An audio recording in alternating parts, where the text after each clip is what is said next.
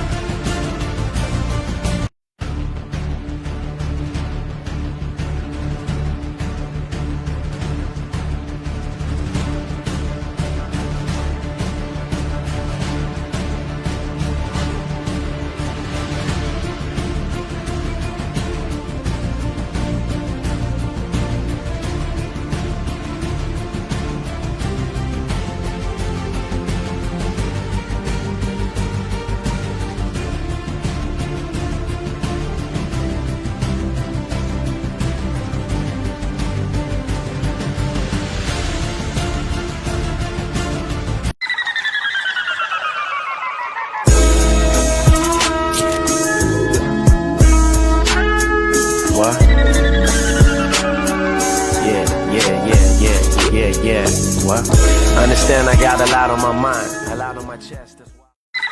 What's going on, everybody? Lloyd Jones with the Indie Breakdown here. Welcome to another Battle Breakdown. Again, the Indie Breakdown is a show where we break down all your favorite indie comic book characters, power stats, and abilities, and get them ready for an indie versus matchup, which is today. And we have 4 different battles this one, so it's definitely going to be the most action-packed episode here. But I'm not alone, as you guys may know. I have a wonderful co-host here who's going to introduce himself. Thank you. I am overjoyed yet again to be here for another week, and I look forward to being here for the near future. I am Power Maximus. I'm only one of 3 hosts of the Super Breakdown, which is on Sundays at 7 p.m. Eastern Standard Time. We are currently on a hiatus, but tune in May for Star Wars month. We go crazy for our Star Wars months. I can't wait to get into it. This is 4. And I thought the bug problem was not the bug problem was a problem. Man, so this is and not like we have some heavy hitters in this one. Like I know, I think we're going over Jupiter Man second, or third, bro. Jupiter Man by itself, we had the pleasure of doing a video and an interview with him. Jupiter Man is a powerhouse, dude. So not only that, again, we got Damion that popped up at the bug problem. We got Alexandria the Great. And the match that I'm looking forward to the most, Vibrant versus Atlas. Those 2 characters, I had the pleasure of reading both of those stories as well. Those are some characters that honestly, they truly give that, modern superhero feel, dude. Like the designs, how the characters are in their individual stories, all of that really embody what we love most about your mainstream comic book superheroes. So those characters, the comments from the creators, stuff like that, I am looking forward to going over that match as well. So yeah, we got some good ones. We do have some good ones. Absolutely. Strap in. It's 4 matches, y'all. Y'all know how we do. Yeah, it's gonna be good. It's gonna be good. I want to try something real quick. Okay. Because I remember when you had first brought this idea to me and of doing this, and I had, wrote something up real quick. So I just want to give it a try, see how it sounds actually on the post. Welcome to the Indie Breakdowns post-match commentary brought to you by the Super Breakdown and powered by Powered Podcast. Let's take a look at this week's indie matchups. Again, we have It's going to be a good one. Starting off first, we have Alexander the Great versus Tutu Pele. Coming up right after, Jupiter Man versus Reaper. And then following with another Nexus match, Damion versus Moloch. And then ending with the most recent reckoning of Vibrant and Atlas. This is going to be a good one. Let's see what we have. Alexander the Great. Let's see what we got for her. That was clean, bro. That's the one. That was clean. Yeah. All right. By the way, Lord Triage, everybody's favorite demigod, may be popping in halfway through. Family first. We gotta handle what we gotta handle. But yes, this is gonna be great. So we have Alexander the Great here. Can everybody see this? Is this good? Let's see. If you guys can't see it, just let me know. I'll make it bigger for y'all. All right. And the stream on my end is catching up, so I haven't. I'm not sure yet, but here we go. There we go. Yeah, it did pop up. Yeah, it looks good. Boom. All right. So, Lloyd, if you don't mind, were there any particulars to this matchup? Any specificities? In the comments for it, unfortunately not. So we're gonna have to wing this one.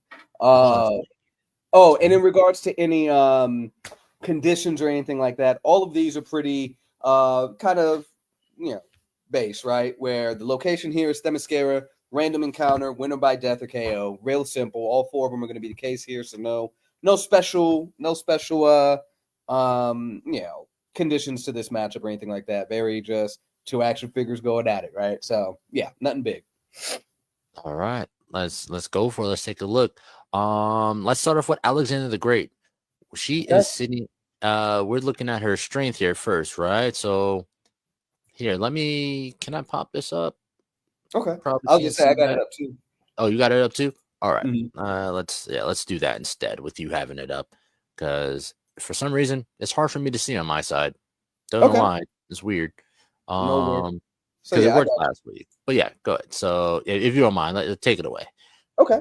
So of course, as you guys know, we do have a power system within here. The images designed by Haikyuu based on the tier sheets that was provided by Tavis in the group originally there, and we're going to go based off of that. So if you guys want to take a look on indiebreakdown.com for it, or of course in the featured post on the group page, Indie Breakdown Versus on Facebook. So we're going to start from the top as we always do. We're going to go ahead and do strength. She sits at a 7, which has her being able to lift 100 tons plus. All right. Next up, we have intelligence. She is sitting at a 4, so she is gifted. This is Luke. The Amazon is a horrible area. Pele will flood it. Dang. All right, we getting in already. So we got speed. Mm-hmm. She sits at 5, so supersonic. So she's at Mach 2 orbital velocity somewhere in there, which is pretty decent. Durability, we say pretty decent, but good God, right? None of us moves at that speed. Like actually putting that into context is insane. But durability, she sits at a 5, which puts her at bulletproof. Dense skin can basically repel most weapons. Her agility is going to be insane. Relativistic, so she can react and move near the speed of light. Now, energy projection, nothing special. It does say 1, but AKA there's none. She doesn't project any type of energy or anything of that sort. And for a 5 on fight ability, she is a master of a single form of combat. So very I say this not disrespectfully, but kind of almost mid stats, right? With nothing it's nothing special per se. Again, that strength is really good and that agility is really good, but isn't enough to keep up with Tutu there in regards to all those stats. Because I know last week we had some stats that were absolutely insane. We had people that was doing warp speed, so on and so forth. So she's okay. She's okay. I get Wonder Woman vibes from her. Right. Big time. Wonder Woman vibes. So that's why I think Themyscira is a nice little setting for them. And you know what? Initially looking at the two, and when you guys look at Tutu here in a second, I'm reminded of Flashpoint Paradox with Wonder Woman versus Aquaman. That's what I'm getting. Damn it! You stole it. Oh, I'm sorry. I'm sorry. That was the next place I was going. That's exactly where I was going. I'm so sorry. But man, I mean, bro, you're right. You're right. I'm so sorry. But no, you're absolutely right. So yeah, if you guys want to take a look at Tutu here, like he said, it definitely reminiscent. This battle is reminiscent of that Elseworld kind of vibe that it was Flashpoint. Yeah, Flashpoint. Yeah, Bro, definitely. too clean. So I mean, we'll see. We got to see what happens because if I remember correctly, that ended with Aquaman got his head chopped somebody off. that ended with Mira getting her head cut off. So Yeah. Oh, right, Mirror. I said Aquaman. Jesus. Aquaman got gutted, I think, didn't he? I think the final battle. Yeah, I think they killed Yeah. each other in the final battle. Yeah, Yeah. but Oh, let's yeah. for powers. Do you want to do powers, or should we Oh, just? you're right. Yeah. No. Yeah. Let's jump down to powers. You're right. There we go. Yep. Now we're looking at Alexander the Great here. Let's see. So we're looking at let's see, she has no equipment, so straight powers.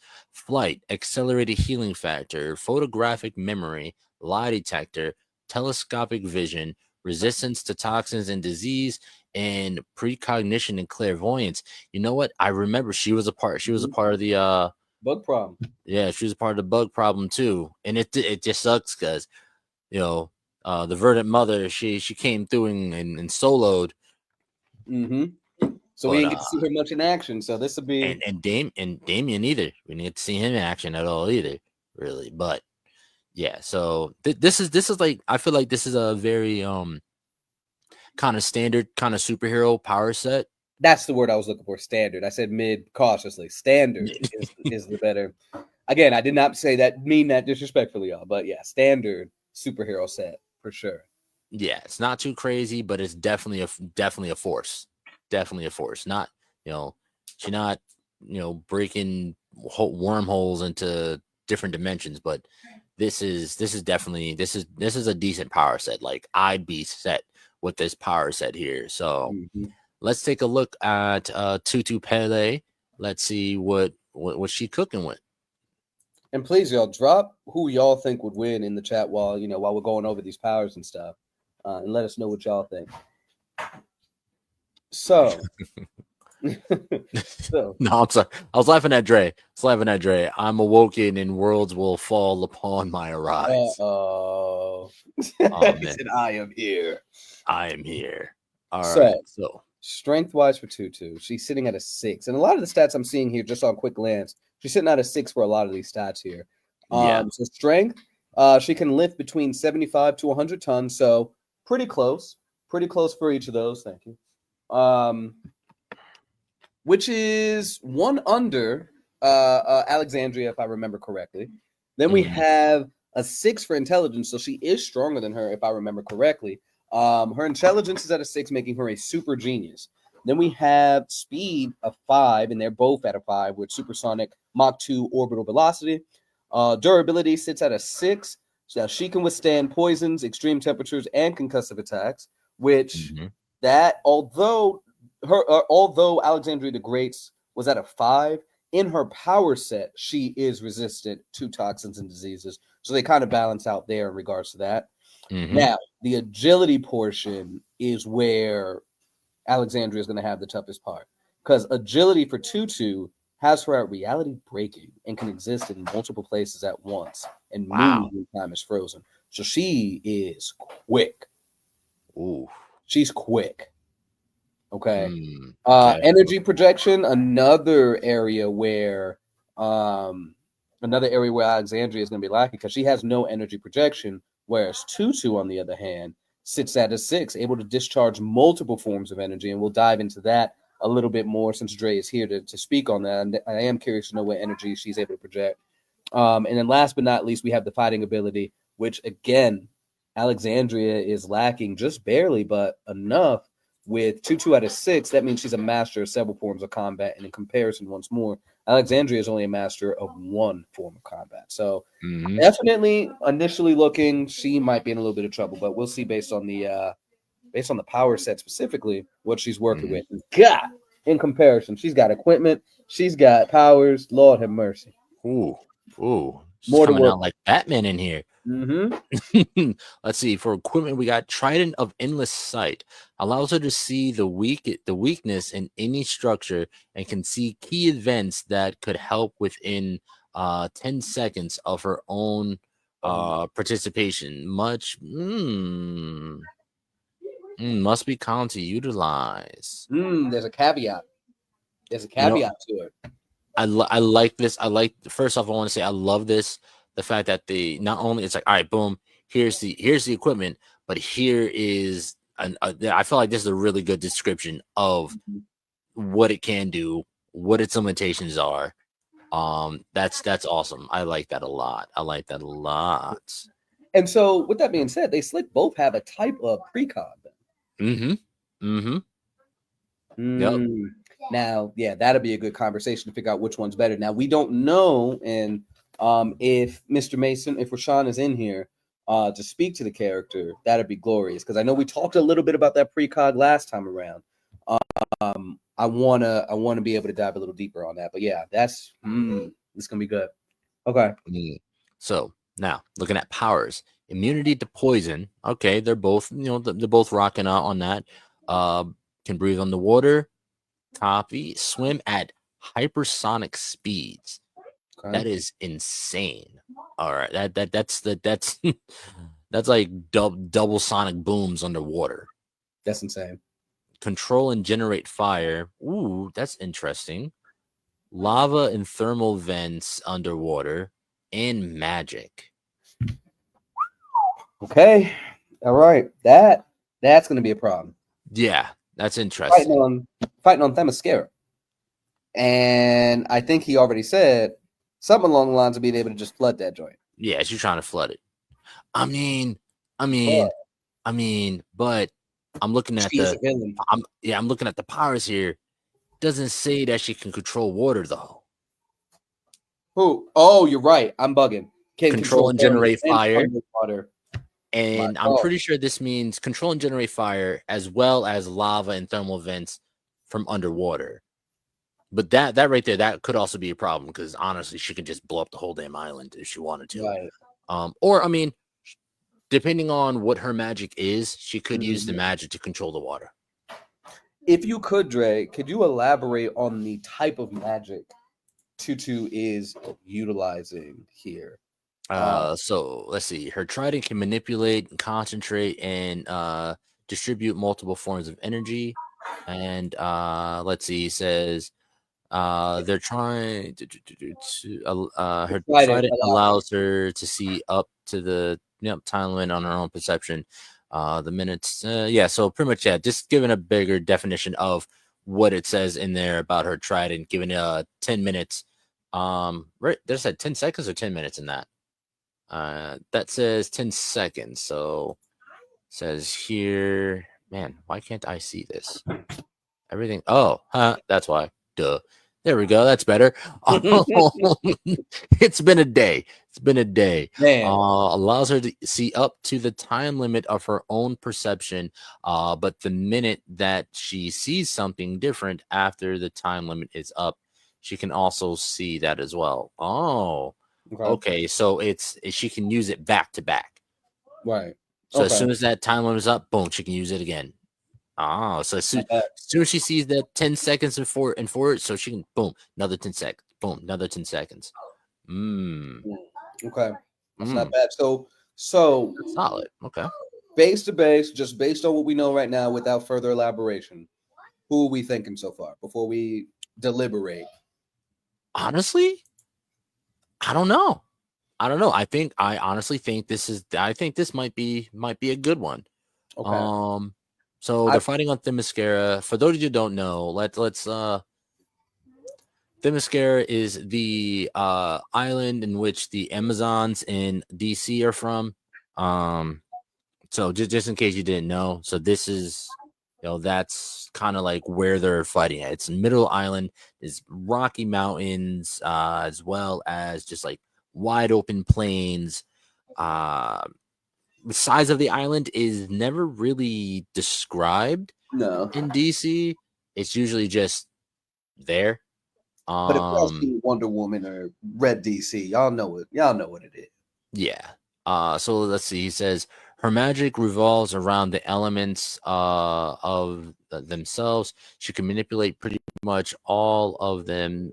Certain ones are more potent in certain atmospheres, but she can control and manipulate all the elements. Okay, pretty much. The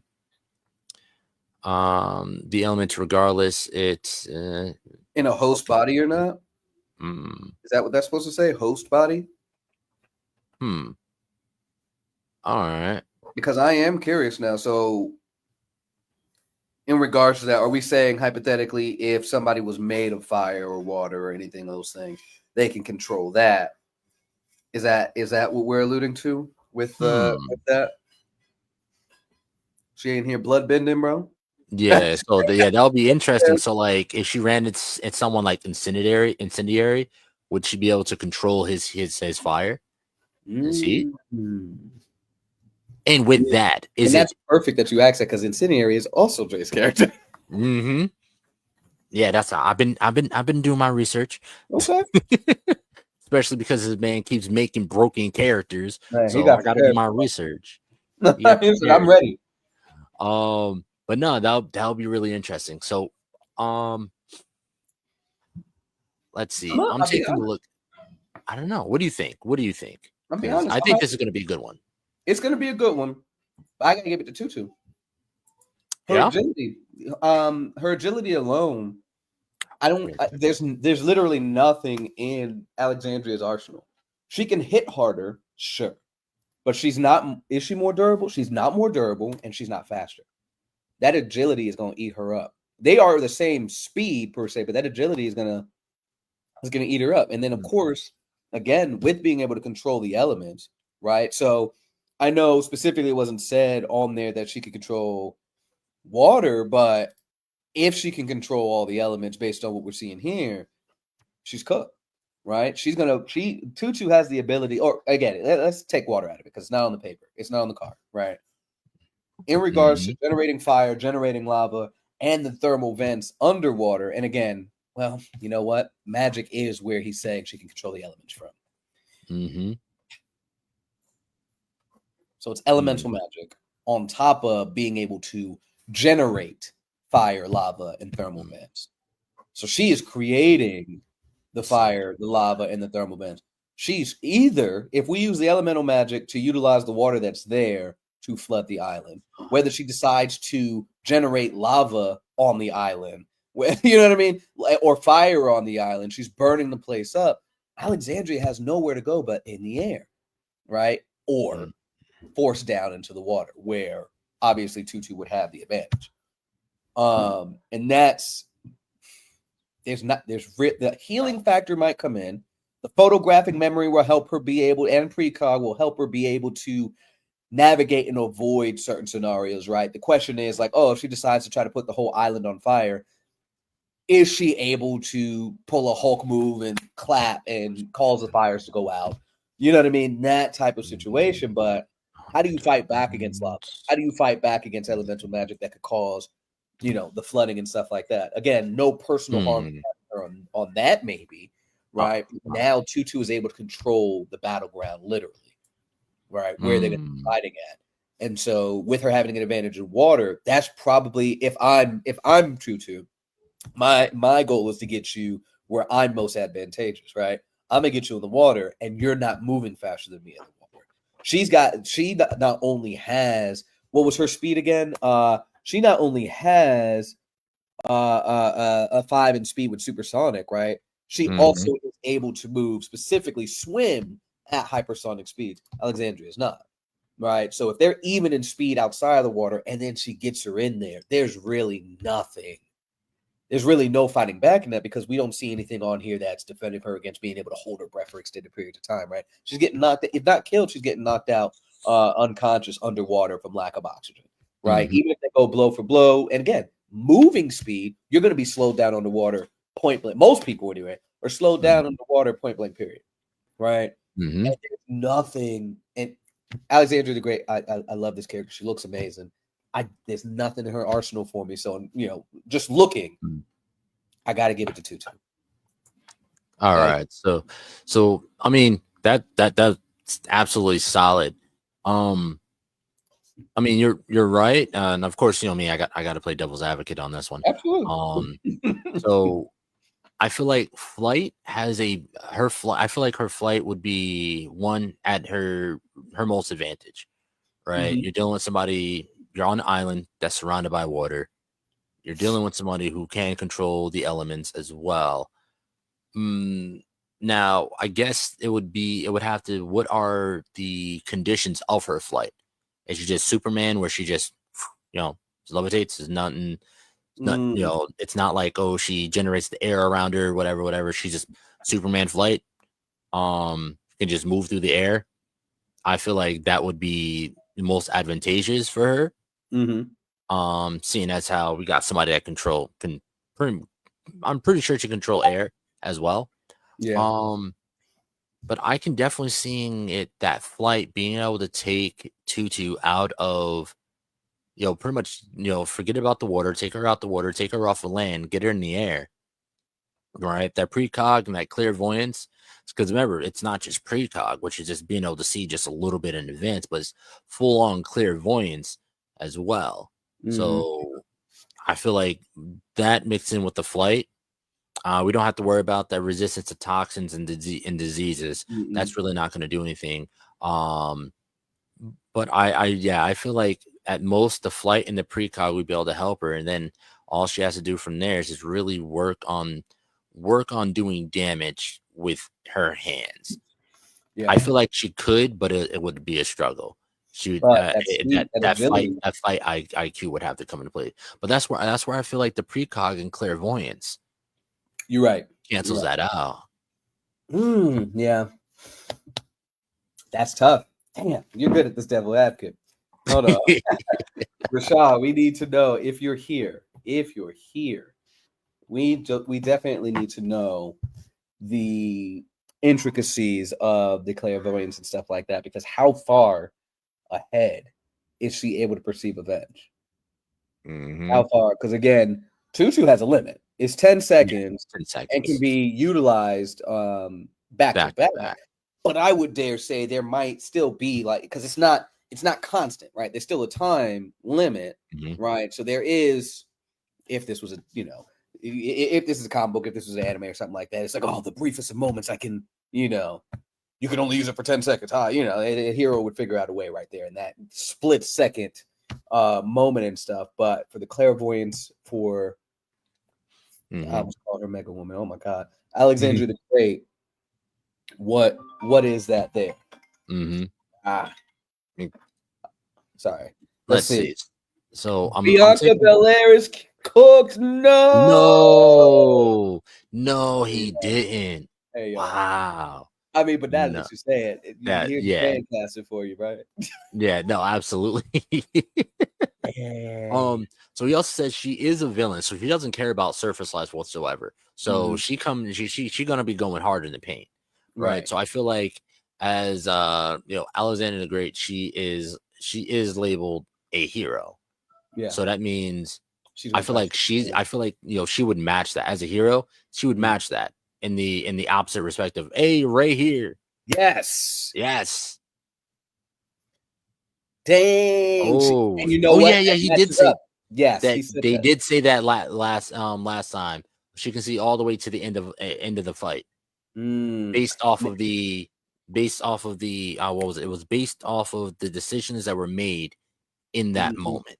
Right. They can see the final. She can see the final result of any decision that's made in that moment. Now here's the problem with that. And please, I might be lacking a little understanding. Right. Is the future that she sees a guaranteed situation or a possible situation? Right. Because I know, like, I think I used this example before too. Nicolas Cage and Next. Mm-hmm. Right? Yeah, Where it's like, yeah. You if used it I for the go bug left, problem. this is how it happens. Right? If I go right, this Mm-hmm. is how it happens. Or Mm-hmm. does she just see, if I go into this fight, this is the outcome of this fight. I can't change that. And if I may speak for Ray, I remember from the bug problem, it was said that it is based off of decision. So Oh, it is if I go left, this is gonna happen. If I go right, this is gonna happen. Correct me if I'm wrong. If I'm wrong, Ray. here's the tough part. And although that might be the case, Here's the tough part. And again, Dre, I'm making assumptions for your character here. Correct me where I'm wrong. If I'm Tutu, and if she can do this, tell me if she can. This sadistic character controlling the elements in this lowly island in the middle of nowhere. I'm creating elemental avatars. I'm doing like Spider-Man Far From Home, right? The elements are popping up, right? I'm on every side of the island with each of those, attacking it with that particular element. I also have precog, right? So I know that in a second you're going to try to use your precog to your advantage to navigate through this stuff like that. So I would just do my best to overwhelm you, right? Into focusing on, dang, I need to focus on this thing or it's going to destroy this. Because although you have it, there's still a level of decision making that needs to happen. And in those briefest moments, you're going to slip up. You're going to be overwhelmed in that. And now, while you're focused on the avatars, here I come, right? Well, not to get too far in. That's kind of my starting point. Like, if I'm here on Themyscira, you're a problem. I don't care for any of this. I'm destroying all of you in all of this. You have no help, no backup, because obviously we don't have no battlefield removal, no team ups, none of that stuff. So I just want to ask: did we say the island was populated? We didn't.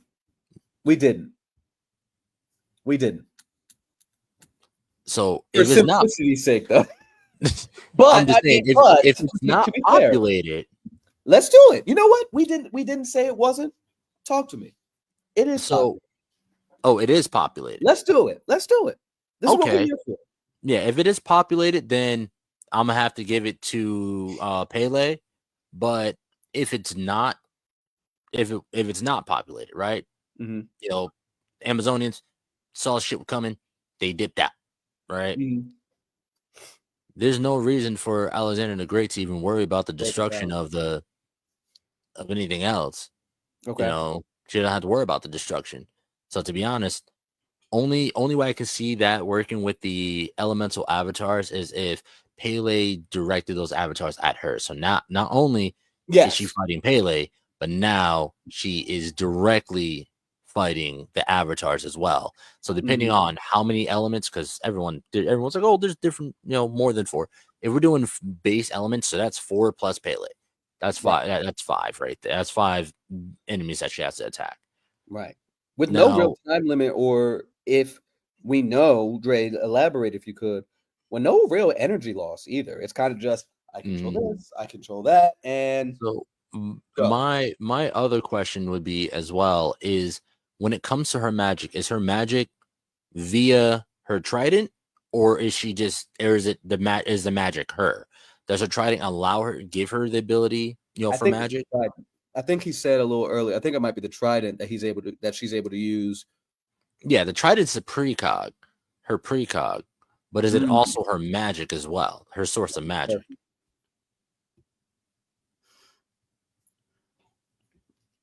It distributes the multiple forms of energy, so it could manipulate. Okay, her trident can manipulate, concentrate, and distribute multiple forms of energy. No, but that's. So is it the energy or elements? I'm sorry.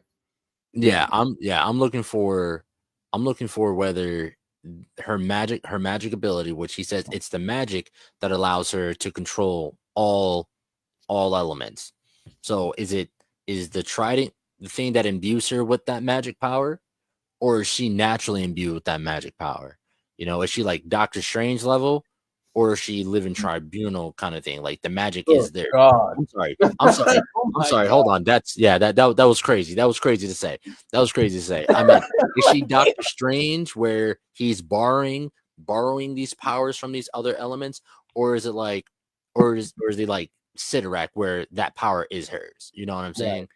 Is she magic, or is the trident magic? Right. Yeah. Sorry, I didn't explain that very well. My bad. No, you're good. That was a hell of a jump. It's like, that was a big leap. But to be honest, I feel like if we're going off ease, if we're to look at ease, I feel like it will be easier for Tutu to win than it would be for Alexandria the Great. She could win. She definitely could win. I just feel like her fight IQ, and I keep, that's been a big word for me. Her fight IQ, she would really have to put in that work to use her abilities properly. Flight, again, it will still be her most advantageous ability. Precog, you would say precog, but not really, because her opponent also has precog as well. And it seems like her precog is more efficient, works more efficiently than the Alexander's a great. So I, unfortunately, as much as I don't want to, not say I don't want to, but I don't know, I gotta give it. I also have to give it to Tutu after playing Devil's Advocate. I feel like Tutu would be a little bit more prepared for this fight. Than Alexander the Great. And Ray says, he said, I'm gonna have to update her stats because I don't have her at her full potential. You don't. Man. You know what? The good thing, and that's great about this, right? That's good, right? Where is she now? And that's especially relevant when we start talking about the reckoning stuff. We don't want full potential. And I'm gonna use an example that I always use, right? If we talk about Goku and Dragon Ball, right? Let's go back to the 80s. There's Super Saiyan's not a thing yet. Ultra Instinct's not a thing yet. None of that. He's a monkey boy. That is wow. That's wild, right? He's right. He's just an extraordinary kid with a tail, right? There was always room to grow. It felt like he could do anything, but we can't say in 20, 30, 40 years he'll have Ultra Instinct, a fight with the gods of destruction. We don't care about none of that. What can he do right now? And so it's good that she's not at her full potential, because now that we know about the character that we're building, there's interest in the character because she looks fantastic, right? The power set is good. There's room for her to grow. And so now we get to follow that journey. Of course, you're in the Nexus, so that means we're still waiting on you to release a book. When she comes out with a book, we get to watch that growth. We don't have to be like, oh man, all right, she's Sung Jin-woo, right? She's got everything out the gate. No, bump that. Let's see how she goes from this 19-year-old with the standard hero power set to grow to the extraordinary hero that she's meant to be. So no, I'm so glad that she's not at full potential right now, because it gives us the opportunity to say, man, if her precog is at X now, when balls are to the wall and then she's on her back leg and the city's behind her, and if she doesn't figure this out, everybody's dead. What is she going to do? We get to watch that. So no, I'm glad, bro. So no, you don't have to update it. This is perfect. No. This is perfect. Nope.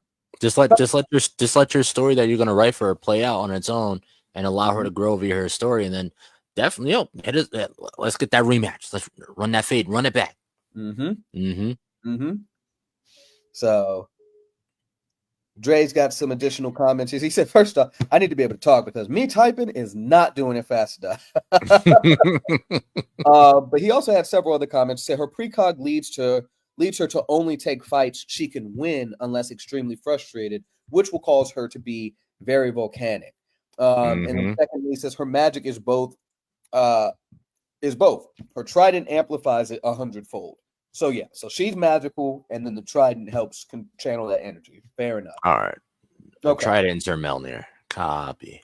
Noted. Yeah. Copy. All right, but yeah, Yep. All right. So yeah, with all that being said, unfortunately, again, Alexandria the Great, she's an amazing character. I cannot wait to see where she's going to go within her story and how strong she's going to become. Honestly, I love her character. I do. It really fits like such a modern superhero energy. I love it. But with this one, Tutu takes the dub on this one. Yeah. All right. So GG's, y'all. GG's. All right. So let's jump over to our next matchup, which is going to be a reckoning matchup, which is perfect timing because we got everyone's favorite demigod himself, who just dropped in. Give me 1 sec. Let me adjust everything, get everything looking nice and pretty and neat and stuff. There we are. That's a little better. That's a little better. Everything nice and neat. Brother man, Master Triage, how are you today? I'm feeling good. If anyone asks, I've been in the stream the whole time. Noted. Noted. So this one is crazy. I know I had told you it was 3, but it was actually 4 4 matches because we realized that we completely missed one, which we just finished up. So we're moving on to our next match, which is Reckoning, and that is going to be Jupiter Man versus Reaper. Let's come around this way and let's share this one instead. Oh, there we go. There we are. So this one, this is gonna be a fun. This is gonna be a fun one because these two look absolutely savage. Yeah. Just looking, just their art looks like they finna be a problem. Yeah. They finna be a problem here. All right, so we got Jupiter Man here. Now, what is Jupiter and Man 2 words or is 1 word? 1 word. 1 word. 1 word. All right, I'll have to fix that after the fact. Let's see. So Jupiter Man here is a part of the Reckoning team. Oh, we forgot to talk about their dots. Forgot to talk about their grade. Okay, mistakes were made. That's okay. And we learn. We learn. We learn as we grow. Here we go. So he is sitting at a tier 5. He's planetary level. Now, of course, you see that there's 1 dot. That makes him at the top of the pecking order in that class where he's large planet to dwarf star levels of destruction. Yeah, so he's at a 5A. So that's where he's sitting at. And I know we're not showing Reaper's card, but in comparison, since we have the tier sheet up at the moment, he is right in the middle. He is just standard planet level destruction. So where he could, potentially destroy Earth, Jupiter Man's knocking out Jupiter. Yeah, no pun intended. So this man weighs 300 pounds. That's crazy. Okay. Yeah. Jesus. Yes. Damn. All right, my boy need to go on an Ozempic or something. Bad facts, because what the heck? Well, he is 7 feet tall, so he might carry that weight very well. That might be. You know what? You're right. That's a fact. That is a fact. You're absolutely right. All right. So let's take a look at Jupiter Man here. Jupiter Man, and I love that name because when they released Jupiter, what was it? Jupiter's Legacy on Netflix. I was on that. Never sat through on it. Man, it's good. It's so good to the point that the ending will piss you off when you realize that they canceled it. Yep. It was literally so it was a superhero show. Alexa, silence. It was a superhero show with pretty much like Superman movie grade budget. And talking about biting off more than you can chew, that is exactly why it got canceled, because the budget for it was astronomical, but the ratings didn't match the budget. Yeah, that happens. That happens. Yeah, amazing show, but they kind of shot themselves in the foot. All right. Now, do you think that's one of those things where it was just doomed to fail to begin with, or you think it was just? No, I think they got too ambitious. Copy. All right. Yeah, I think they flew too close to the sun with that one. Or too close to Jupiter. But yes, so we're looking at here. Let me see if I can bring this up a little bit closer for you guys so we can all see better, because I don't know about y'all, I am blind as a bat. I got the lookers on for a reason, brother. Trust me. I'm with you.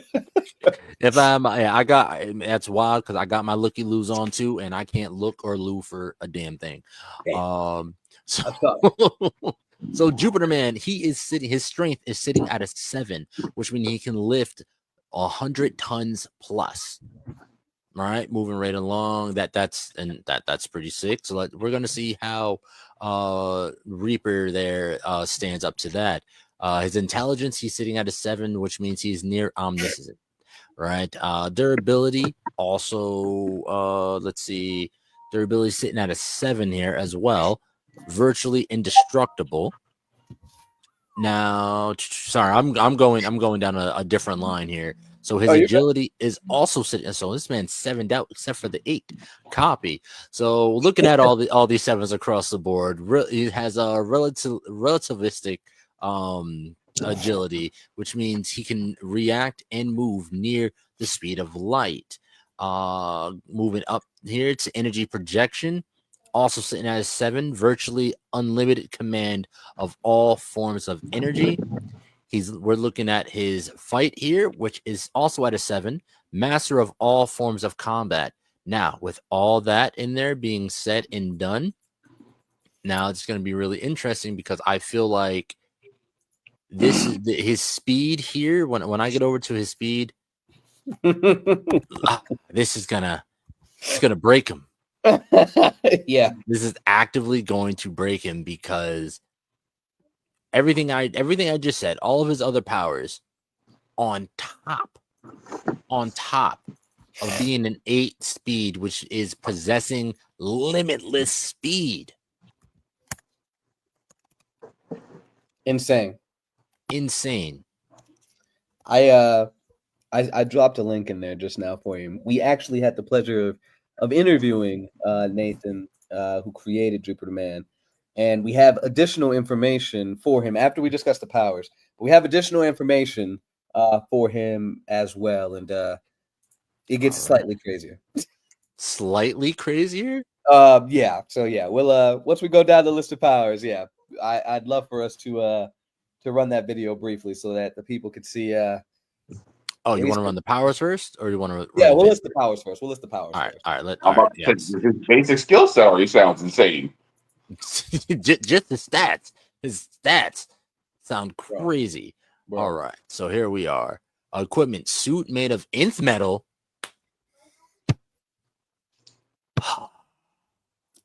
Bro, Nathan, can we you're talk? Virtually indestructible, and Nathan, can we talk? Metal. I guess the nth metal, the nth and nth metal must stand for Nathan metal. What? Facts. Good Lord. Ain't no way, boy. Ain't no way. Virtually indestructible, and your suit is made of nth. Is crazy. For those of you who don't know, you know what? Let me before I put my foot in my mouth. Let me get the actual definition of nth metal from DC's database here. Right. So nth metal, also called ninth metal, is a special metal with gravity negating effects. A step ahead of eighth metal, yet 1 league behind element X, which is like 10th metal, essentially. So essentially, this nth metal is what gives him the power to fly, which nth metal in the Justice League animated series, that is what Shire Hawkgirl, that's what her mace is made out of.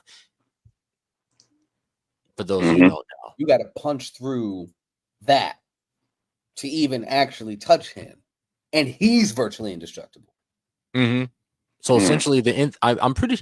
So from my understanding, that nth metal suit, that might be what gives him the ability to fly. Maybe. Guys, it would also. You're gonna see. It would also give him a natural aversion to all magic. Oh yeah, I forgot about that. Here's because they use nth metal suits against the Batman Who Laughs in order to take him out. Yeah, but here's the thing. And so on the front of the card, he wields the unfathomable powers of the Roman gods. So actually, he not even just the nth metal. He is powered by the gods.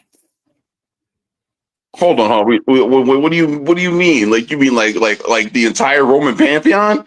Not the entire. Half of them, if I remember correctly. And if Nathan, if you jump in at any point, if you can elaborate on which ones, obviously, you know, dive into which ones.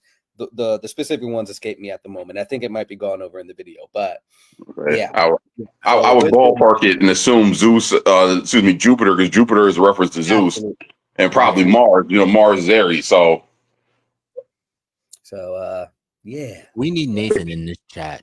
Basic skills are off the fucking chart. He's got a fucking indestructible suit that allows him to fly and is vulnerable to magic, and then he's a goddamn demigod. What the Sounds like a character Dre made. Yeah. But yeah, these powers. Wow. Was it Identic Memory? Mm-hmm. Wow. Okay. I'm not sure what that is. Oh, so Identic Memory is being able to recall.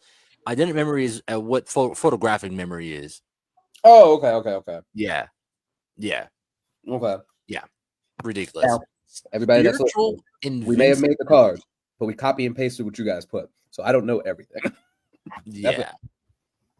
So sorry, I mean interrupt. Let's get it. No, I'm just like, I don't want to go through these because it's just broken. Identic Memory, spiritual invincibility, healing factor. I'm gonna need someone to elaborate on the spiritual invincibility, but please continue. Yeah, spirit walking. All right, okay. So that means he can. Is it spirit walking as in he's able to? Oh no, that's dream. That's dream walking. The video go through that one specifically for sure. Okay. I forget we got a video. Flight, sun, storm, and speed manipulation. Speed manipulation. So like slows down or speeds up. Oh, okay. Wait, that's the one that got you? Not the sun manipulation? That's the one that got the speed manipulation? Well, when I see somebody that it says sun manipulation, I think soul. Oh my god! The way I don't know. We need Nathan in these chats. If you know Nathan, because I know J. Cole don't know Nathan, but we. Stupid. I'm sorry that I just always love that bar because it's underrated because it. Oh man, I'll explain that to you another time. But I didn't get the reference. We need. What was that? I didn't get the reference. Oh, okay. I'll explain it later. But no, we need Nathan in the chat, man, because I got questions because this is about to go crazy. I got questions, but yes. So with that being said, that is Juperman. Let's jump over and take a look at what we have for video evidence of his greatness. Yes, Jesus. All right. Is that sharing? Y'all see that? Yes, sir. All right, let's go. In the face of chaos and death, Juperman, the man-turned-god, must decide whether it's his place to bring justice to the world or leave humanity to their own devices. Juperman can manipulate time, slowing it down, speeding it up, and morphing it to his will. He can energize himself by absorbing sun energy from various sources, including other beings and plants. He also has an ability to harness every storm to ever exist in his universe. During his hibernative state, Juperman traverses the spirit world, helping souls pass over. While in this phase, he's able to communicate with spirits passing and learn a number of techniques from them. It's been stated that this is where he learned his various fighting techniques when he spent over 200 years there. Juperman's strength is notable, ranging from country to continent level with the potential to impact the world. In space battles, it's said that Juperman can crack space-time, indicating an extraordinary level of speed. Also alongside his speed, he could perceive and react to attacks at speeds just under the speed of light. And Juperman is also able to fight for hours, even days, without breaking a sweat. Let us know who you think can stand up to these characters here in the Indieverses, and check out the interview with the creator on our weekly Indie Breakdown episodes, now on Patreon and Spotify. If you want us to break down your character, fill the form out on our website, midnightcomics.org, and remember, until next time, midnight is coming. So, the being able to control any and every storm that has ever existed in the universe is insane. Now, the question I want to ask is, when they say storm, do they just mean like like a natural storm on a planet? Would that control? Would that also be like a storm in space? Correct. Yeah. So he can in essence manipulate like a black hole then. Essentially. Oh my God. You could be like, hey, that storm on Jupiter, say less, got it. Mm-hmm. That's exactly what I was thinking too. Exactly what I was thinking. If there's a sun going supernova, I'll just absorb that power and redirect it. Absolutely. Yeah. No, solar storms too, man. Now, of course, because he's in the reckoning, right? We can only go based on what is in the books, yes, in the card. But just to add some icing on the cake here, if say for sake conversations is a Nexus thing, Jupiter Man also is able to move at the speed of darkness. Essentially, hold on, hear me out. It is, think of it almost as the way that I rationalize it from the explanation that was provided during the creator clash that Nathan was a part of during the show portion of this. It was essentially utilizing darkness to teleport to another point. So let's say there's a real life theory about the dark matter in space and dark energy in space being what's called primordial black holes. And so by utilizing, hey, I'm going to use this primordial black hole that's next to Earth to show up near Pluto. Being able to pinpoint and utilize those primordial black holes or that darkness in order to traverse wherever you need to go to. Now, here's the problem, not the problem, but here's the dangerous part when trying to fight somebody like that, right? Now, and I might be using this incorrectly, but now speed is irrelevant because you're not actually traveling at the speed of anything. You're just appearing. So essentially, with the explanation of the speed of darkness, he essentially has instant transmission without having to send you. I just want to be there. I just need to be in that spot right there by utilizing the darkness that's out there. So darkness doesn't have a speed, but it is, right? So that is, so again, we're not using that because one, it's not on the card, two, it's not in the books yet, but just throwing that out there. Good luck. Woe to the So you know what? And his ethnicity, it makes sense.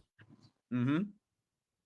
Because I feel like this is a character that's incredibly in tune with the universe. You know, forget about the elements, forget about the spirits. He's in tune with everything within the universe. Yeah. Wow. He's dangerous. He's extremely dangerous. So I know pre-show I was talking about the fact like, well, I said at the beginning of the show, I'm like, Jupiter Man is a powerhouse, dude. He's a powerhouse. Spiff, what's going on, dude? What's up? What's up? He is a powerhouse. How in the world is Reaper going to stand a chance, man? How is Reaper going to stand a chance? We'll see his powers in a second. But man, he got to work it out for him. That's for damn sure. Yes. I'm sorry. I'm still speechless. I'm still technically stuck in the part where you said he can control any storm within his universe, because I'm sitting, I'm like, wait, there's at least 1, 2, 3, 4, and sometimes Mars. So there's like 5 planets that have a storm going at all times. At all times. How do you? It's insane. It's insane. So yeah, and again, speed manipulation. I need you to slow down. Hell, I'll let you speed up. You're not used to that speed. Yeah. Every storm in his universe. Any and every. There's nothing. What does Reaper have that's stopping universal storms? Well, we'll see. Find out. Let's find out. So here we have Reaper. He's sitting at 2 dots, 2 orange dots. So he's planetary, and so that actually put him at, and obviously since those videos were made, right? Initially, Jupiter Man was at a point, or at least in the stories where it was showcased, was probably could destroy large continents and stuff like that. But that was a while back, right? I think since issue 2 has also dropped, and so by the time you fill the card out, Jupiter Man can destroy, or has the potential to destroy, large planetary, whereas Reaper is just, planetary. So again, what we used as an example was Reaper could potentially destroy Earth, Jupiter Man could potentially destroy Jupiter, right? So yeah, so that's where they're at, playing field wise, tier wise. All right. So Reaper, by all means, Lloyd, you can take it away if you'd like. Okay, so Reaper sits at a 7, right? So he's definitely able to lift 100 tons plus, which I think today has been the common thing that 7 is so far is where we're sitting at. Intelligence is a 4, so he's gifted again, no slouch there. 8 in speed, so he also possesses limitless speed. Durability, he is virtually indestructible. Man, this is gonna be we're gonna be talking about this for a second. Agility, relativistic, so it can react and move near the speed of light. Energy projection, he's able to discharge multiple forms of energy at a 6. And then fight ability is a master of several forms of combat. Now, we look at the power stats. There's some hope. However, does he have what he needs in the equipment and power section? I'm not so confident. Let's see. Indestructible scythe. Mm-hmm. And then power of chaos. Power of a burning star. Okay. Oh no. Oh no. Okay. I need an example of the chaos power then. I need to know what exactly that is. That was gonna be my first question. Like, are we talking Scarlet Witch? Or are we talking just manipulating? Are we talking about making things backfire? Like Jinx kind of level, like just bad luck, just that burning star. Are we talking about like a sun that's gone supernova? Right. Are we saying that he gives off that energy? Because if he gives off that energy, or if he's in essence a supernova, he can manipulate him. So that fight's damn near over. Right. If it No, well, you know what? Actually, if it's the sun, then that's very specific to ours. Potentially. Nathan, if you show up, anybody that got Nathan on speed, let Nathan know we need specifics. But if it's just the sun, then maybe Reaper has hope of not being manipulated. Maybe. And like when they say that the scythe is indestructible, like I need a little bit more clarification in that. Yeah. Like does the scythe do anything like else special? Or does the scythe have powers itself? Like, could the scythe separate his soul from his body? Like, yeah, or is it just he's gonna need that in the fight? Or is it just a farming tool that just don't break? Is it like Inuyasha's Tetsuga? Right. Yeah. Right.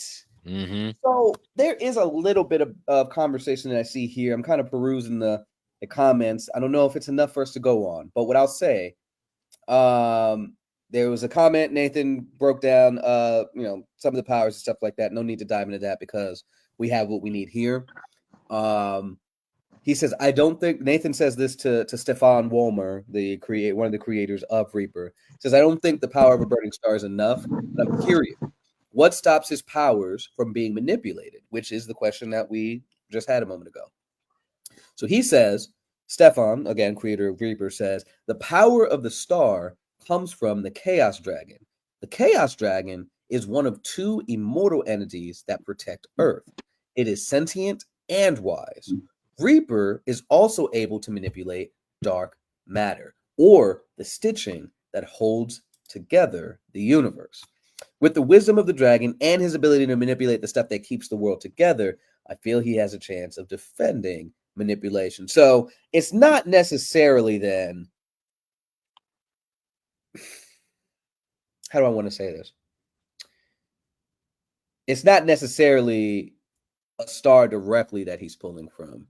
It's the dragon that has the power of the burning star. So how can we rectify that? So he's in essence, he's an avatar. So he's like Khonshu with Moon Knight. Right. Or Iron Fist with the dragons. Right. Okay. So I'm getting cosmic level Iron Fist from this. Yeah. Which isn't bad, which is pretty. Yeah. The only other comment from the creators here is once more from Stefan. Reaper will summon the power of chaos to burn Jupiter Man into ash. Then he will use his dark matter manipulation to stop Jupiter Man from being able to regenerate. And that was the end of that. Again, the previous comments by Nathan was kind of breaking down more of the powers and abilities that we've already discussed and witnessed within the video. He does dive into some weaknesses that I don't mind if y'all we can share that really quick. Pain Knight exposure. I'm not familiar with that, but it says weakens powers, slows healing. Stronger opponents is a weakness he's put. Overpowered by superior force or elemental counters. Mental conditioning, susceptible to memory-based manipulation. And then all storm energy. Every storm in existence contributes to a multicultural primordial force he can tap into. That doesn't feel like a weakness. Magic drawn from Cherokee heritage and the Zed Namtu ancestral force. His spells are incantations that unlock raw elemental power. So maybe that wasn't a weakness, but so the mental situation, the overpowered by somebody that just happens to be stronger, and then whatever Pain Knight exposure are those three things. That's not anything that's really in Reaper's arsenal, so we're not too concerned about that. But the big thing that I want to ask y'all in y'all's thought process, because honestly, in my opinion, at the moment, is Jupiter Man without any further clarification from either. But that dark matter manipulation and trying to figure out what that chaos power is the only two things that's the items that's missing to be a definitive win on the side of Jupiter Man at the moment. So I'm also seeing another comment here. I don't know if this is the one you read, but he says Reaper's burning star power allows him to summon flames that burn as hot as the sun and make him immensely physically strong. Like many his weaknesses are all it's right underneath. Stefan says Reaper is ready to battle, and then Mark comment underneath. Got you. Okay, bet. Pop up. So he said, like many, his weaknesses are also his strengths. Harnessing the power of the burning star can lead Reaper to reach a state of complete rage, making him more dangerous but less strategic. Oh, see, that'll bite him in his ass too. Yeah.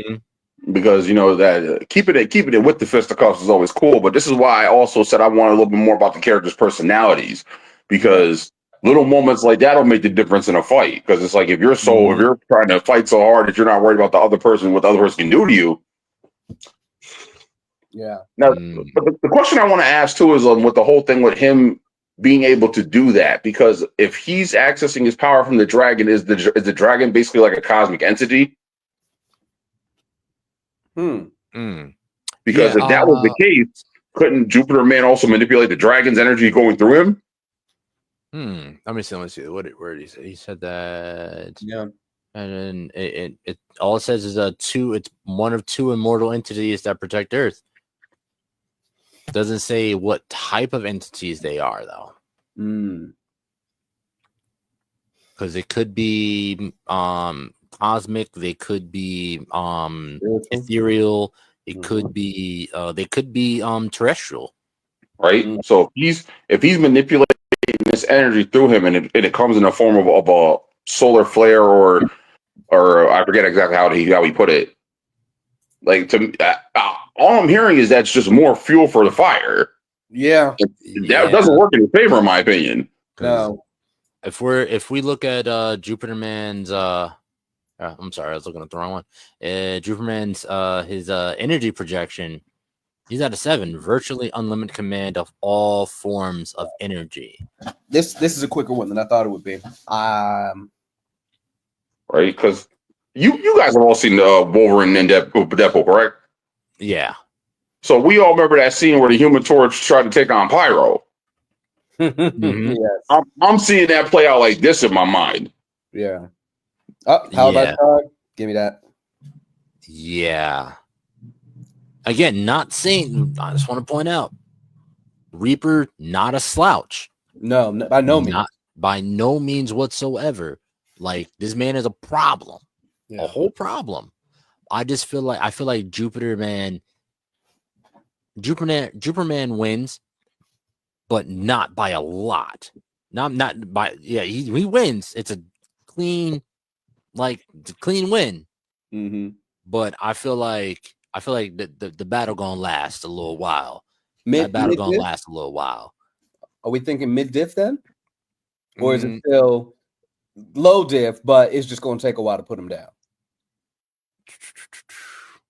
I think that they're going to start off like with a square fight. I think when he goes, let's call it going nuclear, I think the second he loses his cool, not only is he being back with that extra power, he's got that power boost. He's not as level headed no more.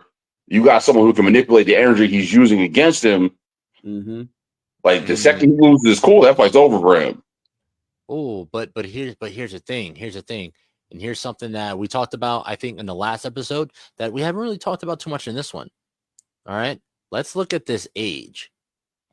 Reaper is 1,000 years old, and he's an alien. All right. While Jupiter Man is only 32 years old. Now, I will throw this in here. Okay. But in the video we watched, it said that he spent 200 years on in the spirit plane. Well, all right, so 200 years in the spirit plane as opposed to time runs differently in the spirit plane. So 200 years there could have been like 2 minutes here. Well, and again, we copy and paste here what was put in there. But yeah, in the book, he still physically looks 32. But when he comes out of the spirit plane, actual 200 years has passed on Earth. Oh, yes. So in that first issue, he secludes himself in a cave. This is probably by like page 6 or 7. He secludes himself in a cave. He's like, hey, you know what? These battles that's happening, this might not have anything to do with me, y'all. Right? Like I am beyond this now, and I don't feel like it's my place to be involved. So let's actually kind of meditate on this and learn, right, what all I could do, because these powers just kind of sprang on him, right? And so yeah, he removes himself, not to spoil anything like that, but he does remove himself from the affairs of man, right? Spends 200 years, and he's, as people pass the living plane, they're passing by, he's like in that in-between space, and that's where he's learning all of these different things. So hence why he's able to harness all of these different energies, why he's able to have all these fighting styles, because everything that's passing, everything that's dying is passing him in this in-between point, and he has that 200 years to learn from countless people throughout history and entities. My assumption anyway, entities, because if there's aliens in your verse and they die, obviously they got to pass through that plane as well. So beings he's discussing. And Nathan, again, if you want to elaborate, if I'm missing something here, but the assumption with the entities, but definitely every human is passing by here. So whatever mysticisms, magic, martial arts, he's learning it for 200 years. And he basically, in the story, colonization is starting or happening. By the time he gets out, it's the 1990s. Okay. All right. So we're looking at a 232-year-old man who spent 200 years within the astral plane, and a 1,000-year-old alien. You know, Go ahead. So my thing with this is and see, this is one of the things where I'm going to ask, and if to anybody else, like, I want a few points of reference for your character's personality, loyalty, selflessness, bravery, shit like that. And the reason why I say that is because age does not equal maturity. That's very true. I think of my thing like this. Like when we hear these immortals or these people who are also old, like the golden standard for like DC is like Vandal Savage. Vandal's very detached, very strategical. Like he broke his own daughter's neck without thinking twice, and then told her through her funeral. Like, you know what I mean? True. But then, like when you think strategist, like the way he's describing this character, kind of reminded me of like Alex Wilder from The Runaways. Alex died, went to hell, and then spent the next X amount of years being tutored by every major warlord and strategist in history. Yeah. And then when he left, he used the information he gathered, but he was still not quite as capable as he would have been if he had been a grown ass man with more years of experience. And like I said, ego also comes into play. That's a fact. So, like, we're all Dragon Ball Z fans, right? Yes. Yeah. We all agree that Goku that Goku ain't got one up on Vegeta, but Vegeta got the bigger ego. So what I would say is, I would definitely say Jupiter got it, because if Now we're looking at, looking at what was said in the comments there.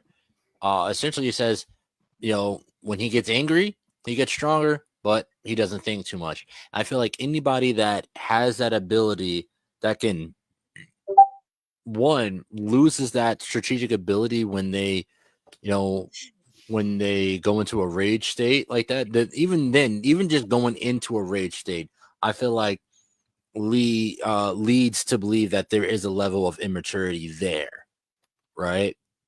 And at least not zen, not very zen like, or very.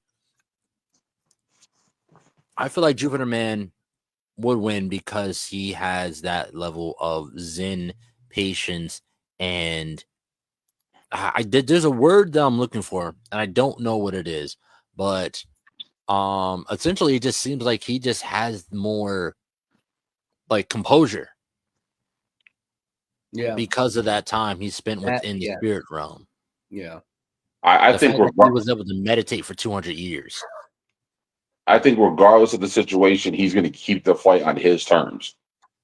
Yeah, absolutely. And I definitely feel like that. By keeping it on his terms, he's gonna control the outcome.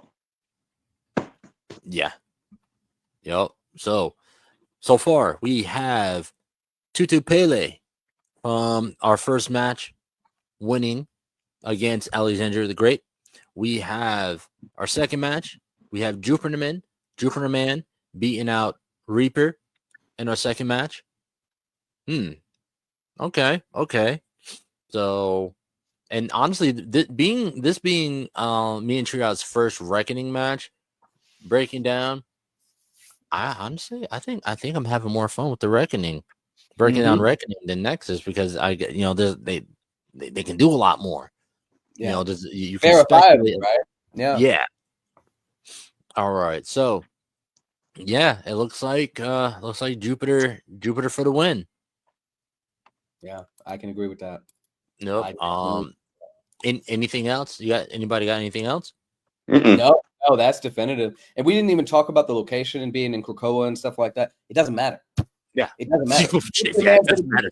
He's gonna keep his cool. He's gonna keep his cool throughout the whole thing. Can you imagine? Also, like, again, not devil's advocate, but the same way we talked about whether Krakoa is populated or not. Can you imagine? Oh man, the fight's happening and he happens to see Storm doing something to protect her folks from the battle that's happening. He's like, oh, you know what? I didn't go overboard. Let me use that right quick. Bow! And we know how strong Storm is. Yeah. Right. And now it's a wrap, bro. It's a wrap. Let's not forget Krakoa is a living island. Yeah. It's a living island. Jeez Louise. Oh my god. All right. Yes. So for our next I'm sorry. Go ahead. I forgot he had a healing factor. Cool. Jupiter Man. Yeah, like I said, for what reason? For what? For what? And not to mention, he's already into the indestructible suit. Yeah. On top of the spiritual invincibility, that means he has complete protection against any spiritual attacks. Cooked. Now, again, if we could get some later down the line, if there's a rematch, stuff like that, if we can get clarification on the chaos abilities, right? Because depending, that's reality warping. He could, depending on the varying levels of it, right? Reaper could be out, but we don't know, and we don't want to assume nothing. So, Jupiter Man is that's a very broad scope. Very much so. Very much so. Yeah. All right. So next on the docket, we have this man. And I really wish we would have saw more from him in the bug problem, because he alone is a problem. We have Damion, Mr. Damion. This again.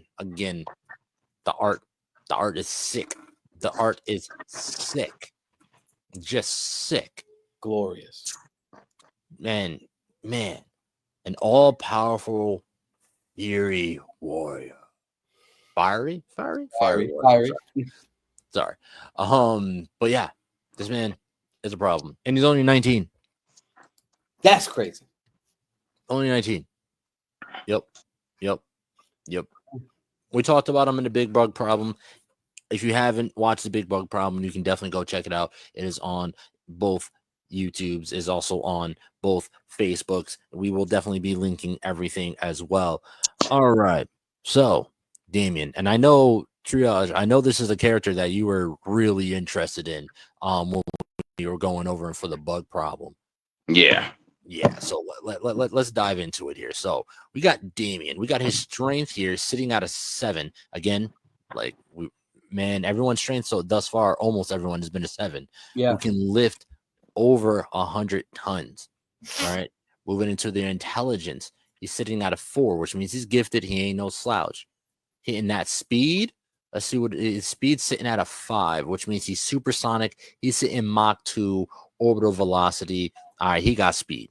He got speed, right? But his durability is sitting at a 6, which means he can withstand poisons, extreme temperatures, and concussive attacks. But again, and this is something I feel like we got to keep pointing out. Just because your number is like a 6, withstands poison, extreme temperatures, concussive attacks, but that also means he's also 5, bulletproof, thin skin, repels most weapons. 4, regenerative, difficult to permanently injure. He's a 3, enhances the infinite healing, normal resistance for 2, and 1. You know what I mean? He has all those prior to that as well, which means he's bulletproof, regenerative, all that. He's not just resistant to poison and extreme temperatures, right? Am I correct on that? Yeah, no, absolutely. Okay. Absolutely. Yeah, so let's always let's keep that in mind. Now his agility is a monster. He's a 7. He can react and move near the speed of light. Problematic. Problematic. But let's not forget about his energy projection as well. He's sitting at a 6, able to discharge multiple forms of energy, and with that, his fight is at a 4. He's an experienced fighter, so I mean, he can throw hands. He can throw hands. So pretty much, I'll say he's fighting like Mike Tyson. Slick. He's like Mike Tyson level. Let's see. So that's gonna be pretty interesting. Let's move on down to his equipment. I'm gonna give it a try. I didn't try it last time. I'll give it a try now. He said, Tana Eiji Orun. Okay. It sounds like some. Yeah, sounds better than how I would have said it. So we going. That's fine. Yeah, we definitely go with that. All right. So, but his powers clearly from the photo, he's pyrokinetic, regeneration, and electromagnetism. My boy is pyro and magneto rolled into one with a little bit of a healing factor. Now, I'm curious because I didn't pay that much attention last time. Because how does that work exactly? What do you mean? Because if a magnet is heated, it loses its charge.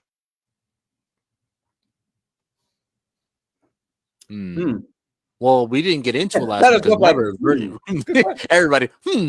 Well, no. Well, we really didn't get into it last time because remember the Verdant Mother. She got there like 10 hours before anybody else did. So she soloed it. She soloed the battle. So we didn't get a chance to dive into Damion's power at all. Yeah. So, but the thing that I'm thinking this means is more so planetary.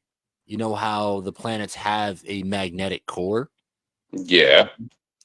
But it's also super hot in that core as well. Yeah. So, but if I remember correctly, and I ain't no scientist, it's the fact that our core spins, right? And there's molten metal in there as well, which creates, while it's spinning, it creates the magnetic poles.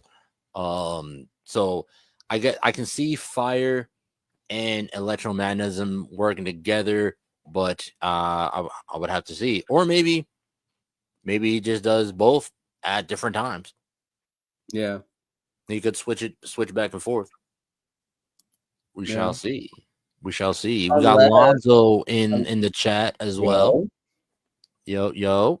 Unless maybe and because of course he's got equipment. Maybe he's able to channel it through the weapon, or maybe the weapon has one and he naturally has another, or you know what I mean? Like, because looking at the image, right, there's an energy that's emanating off of the weapon in his hand over there, and then a flame that's in his left hand, right? And maybe you could make the argument that you see two different forms of energy in that moment, right? Like the axe feels more like, and on that hand, it looks more like the electromagnetism versus a flaming situation, right? I mean, it does say he's able to discharge multiple forms of energy, right? So he probably can use them both at the same time. Yeah. So, and the axe is on some Mjolnir stuff, and he's able to just, use the axe as if it was Mjolnir. I do want to point out the tier that he's in, really quick. So they are definitely punching at a higher level. He's at a universal level, y'all. We're talking about this. He sits at a universal level in regards to puncher power. Hold on, let me pull it back up really quick. I accidentally closed it out when I was scrolling here. Hold on. He is sitting at tier 3, cosmic level, but he only has 1 dot, which means he is universe levels of destruction. So between his physical output and the magical abilities of his weapon and what have you, he is definitely a problem. So honestly, during the bug problem, if they were allowed to fight, especially paired up with the Verdant Mother who was on the same level, Krill might have been cooked. Right. Not even might have been, because Krill is technically nuclear level. So like if they teamed up, he's done. Right. But but again, we're not talking about bug problem right now. We're on this. But yeah, he sits at a universal potential for universe levels of destruction. And one last thing I will bring up in the comments of the battle, which we'll dive into a little while later, Mark, the creator of Damion, did bring up that his actually should be at an 8 for strength. However, he did agree to leave it at 7 for the sake of this battle. But he states that he should be sitting at an 8, which does change it slightly. Again, if we want to play devil advocate later on down the line, means that he can lift multi-megatons in regards to strength. So, all right. I'm shutting up. Yep. We're down to now, but also within those comments, I see Mark. He does give more detail on Damion and his powers as well. So he says Damion is a descendant of Orisha Shango. He's the son of Shango? Jeez, he's the descendant of Shango. Yeah. Oh my boy. Jeez. Yes. So yes, that is yes. Give me a second. I'm just trying to wrap my head around that. Like, wow. Yeah. Let's clarify for people. I was about to say, let's clarify for people who Shango is. So Shango is a predominant Orisha, or kind of like, deity from damn, how do you say the religion? Yoruba, right? And he's associated with thunder, lightning, fire, and justice. Yeah. Shango is revered as a powerful, even fearsome deity, often depicted with a double-headed axe, his sacred weapon, and is considered a symbol of virility and courage.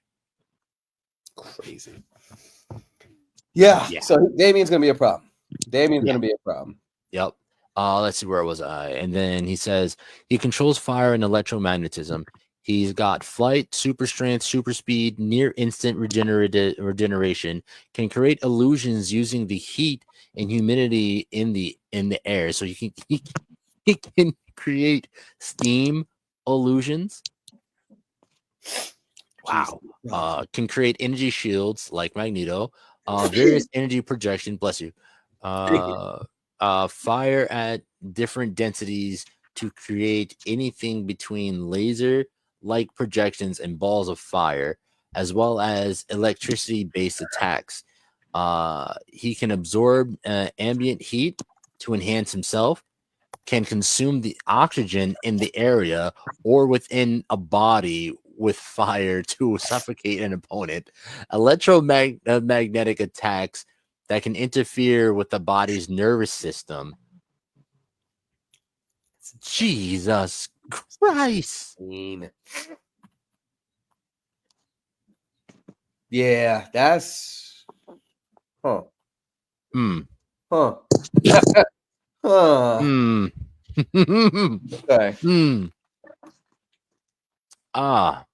That's So he's working with something. He's definitely working with something because that's and see that's the thing about these Nexus battles, man. Anything is possible. Yeah, anything is possible in these. I have no comment. I have no comment. I'm stuck. I'm stuck. Right. Listen, it sounds like someone's down 1-800 ass whooping.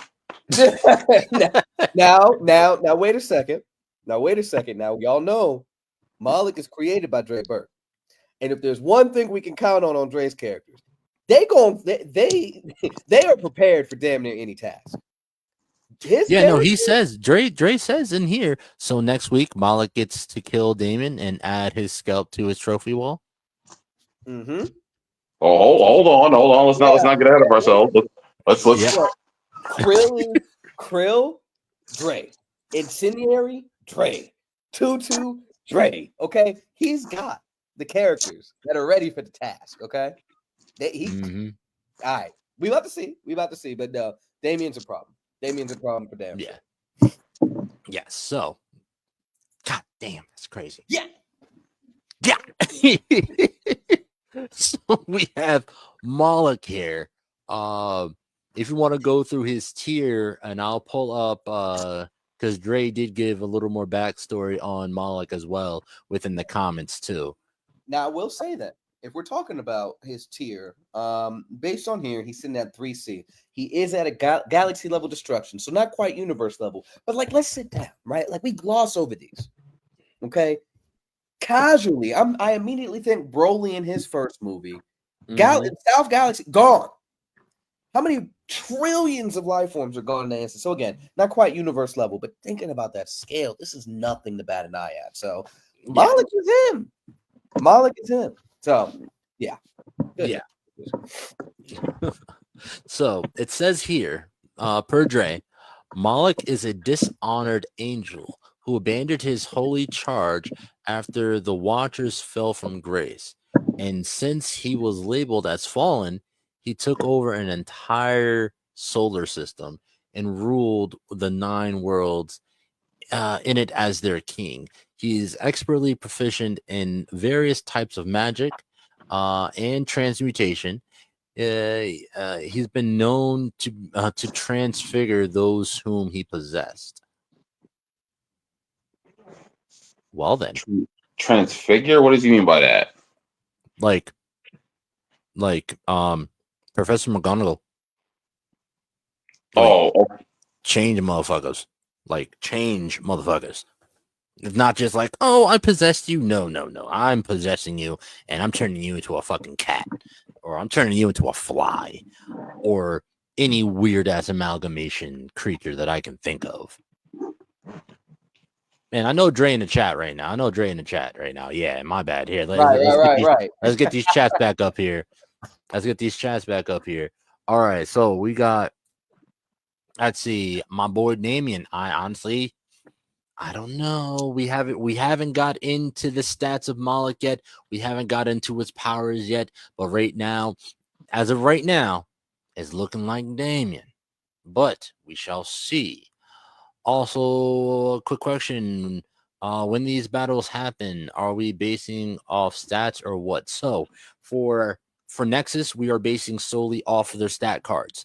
And if there's any other information that had been given prior to the battle per the creator, right? Now for Reckoning, we're going off, their power stats and abilities off the cards, but also feats that they have accomplished within their respective worlds and stories.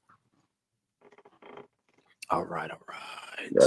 If your character has not done it, or if it's not specifically listed on the information that is given, it is not canon to what we are talking about.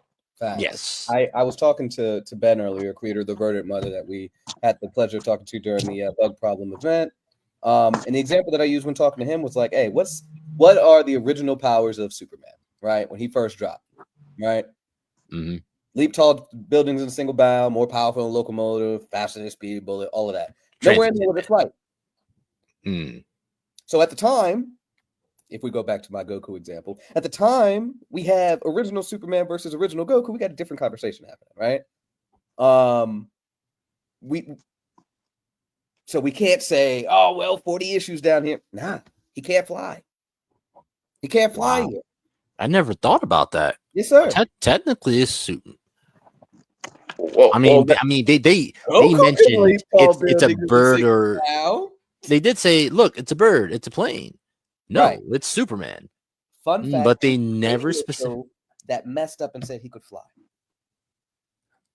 And you're right. I heard about that. Yeah. So that's what So we don't want to just make up stuff on the fly. Yeah. What can your boy do canonically? Right. Travis, welcome. Forget about it.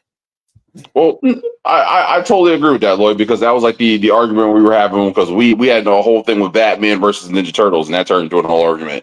So I get what you're saying. Yes. Anytime we talk about Batman, turns to an argument. What's the slogan, guys? What's the joint? Fuck prep time. Fuck prep time. Man. Like, it really depends on the continuity of the character and what argument we're having. So it's like, if it's not specifically giving as fact at the moment, we can't accept it. Absolutely. Yep. Absolutely. Yep. I mean, we can make our assumptions, right? And from that, we'll build, two different kind of scenarios based off like our assumptions of the situation. But at the end of the day, we still bring it back to what's on the card. Right. And the card rules win. Rules win. And not a book, and you can show the feat that elaborates what's on there. Again, this is Reckoning side. Nexus, the possibilities are endless, right? But Reckoning, if you got a claim, you got to back it up with a feat from the book. Hence why we couldn't use the speed of darkness feat for Jupiter Man last round, though he washes regardless. But we couldn't use that as part of it because that's not something shown in the book. Yeah, I haven't seen issue 2, right? So I don't know if that's the case. But in regards to issue 1, we couldn't use it. So that's the case there. So anyway, Yes. And you could also have a very basic explanation of a power. Like energy manipulation is very basic explanation, but that is a phenomenally big umbrella. That's the same thing with that we had with psionics. Yeah. Psionics is everything from everything from telekinesis to telekinesis to telepathy to creating mental constructs like Psylocke. It's a massive umbrella. Levitating, astral projection. Yeah, now that's a very big massive umbrella. Tavis, what's going on, bro? So with Mr. Dishonored Angel here, which honestly that's giving me real Lucifer vibes to me. He reminds me a bit of Namor. Yeah. That's what visually. At first, I thought he was a water-based character. Oh yeah, because I was like, oh yeah, he looks like Namor. Because we already the last one was an Aquaman-esque type character, right? For Tutu Pele was a very Aquaman-esque character, but honestly, I'd say infinitely stronger than Aquaman. Yeah, she would wipe you. She would use Aquaman to wipe her ass. Facts, essentially. So she went out in that one, and then I was thinking with the last one, we had Atlas. And then with the last one we're having Atlas, who was also a water character. And then I saw him. I'm like, oh, okay, I see a theme here. But no, he's like, no, he's not a water character. I was like, oh, okay. Now finding out he's like an angel. Yeah. Namor really fucked up our idea of you're in water. Why do you have wings? Facts. Oh man, but let's take a look here. So we have his strength sitting at a 7, again lifting over 100 tons. Intelligent is super genius sitting at a 6. Speed, give me a sec, I keep fucking up here. His speed is sitting at a 7, which is warp speed, transcends light speed. He's faster than light speed. That is ridiculous. Sitting at durability of 7, virtually indestructible, with agility sitting at an 8. Reality breaking, can exist in multiple places at once and move when time is frozen. Oof. Oof. Okay. All right. Energy projection. He's sitting at a 6 as well. Able to discharge multiple forms of energy. And his fight is sitting at a 6. Master of several forms of combat. Listen, we tried to tell you, Triage. Dre's characters, they ready to fight. Yeah. They're ready to fight. Like I said, like you weren't able to join us for the last episode. That was ridiculous. That was so short. It was we were 30 minutes in and already came to a conclusion. We had to drag it out for another 30 just to make time. Damn, that's true. we were 30 minutes in. It was like, yeah, he got it. He got it. His characters are ready, and to be fair, right? The hero of the universe, and Dre, correct me if I'm wrong, right? I'm pretty sure they're all connected. Pantheon is he's him. Okay, yeah, he's broken too. He is him. So it only makes sense for the characters that are in that universe, the villains that are in that universe, to be at that level in order to even push Pantheon. Because man, his potential, where he's growing and where he's going to get to, freaking insane, dude. So that Omni Comics is definitely a universe to be on the lookout for sure. Yeah, absolutely. Because man, that's 4. Mm-hmm. Yeah, Argon Krill. Who was it last episode? Argon Krill. Oh hell. And now it escapes me because we just ran through it so quickly. While you're going over the equipment, I'm gonna go pull that up. I'm gonna go find it. One sec. Copy. So, looking at equipment, he has a plague scythe. That sounds wild. Let's see. Call forth all forms of plagues and poisons, magical tools and he has magical tools and relics. Oh, Invictus. Oh and my gosh! How did we forget? How dare we disrespect this man? Jeez. Invictus was a problem because I sent you Trios. I sent you his card. Yes, I sent you his bro. The anti-monitor of the Indie Breakdown database. Okay, he is. I know this ain't his episode. I know it's not his episode. The nigh omnipotent former member of the cosmic oligarchy. Okay, ridiculous. We're not going to go back into the powers, but watch the episode. No. He's insane. Oh my god, ridiculous. So, with that being said, this man's powers: spirit possession, immortality, energy vision, energy blasts, weather modification, divine siphoning. Oh, I can only imagine what that means. Mass/remote possession. Wow. So if I'm understanding that correctly, he can possess a large group of people all at once and also possess somebody from a distance. Damn. Dark side release.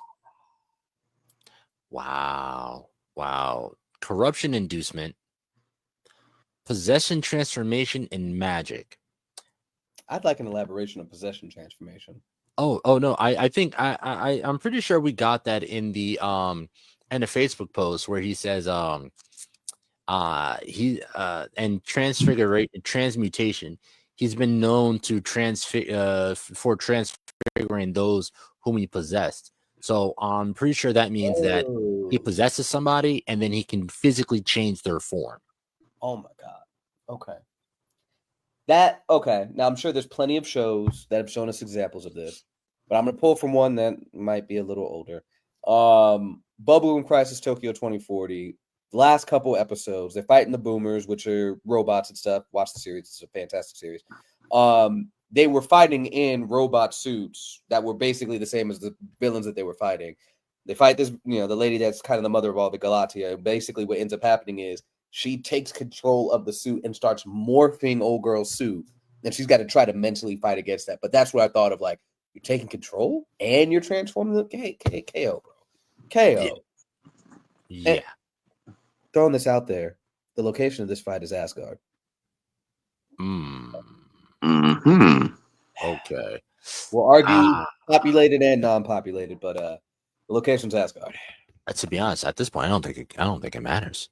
Listen, man, the only thing I'm curious about is the amount of collateral damage these fights are leaving. Oh, it's done. Ray said it perfectly in the comment of the initial post. Asgard's fucked. It's done.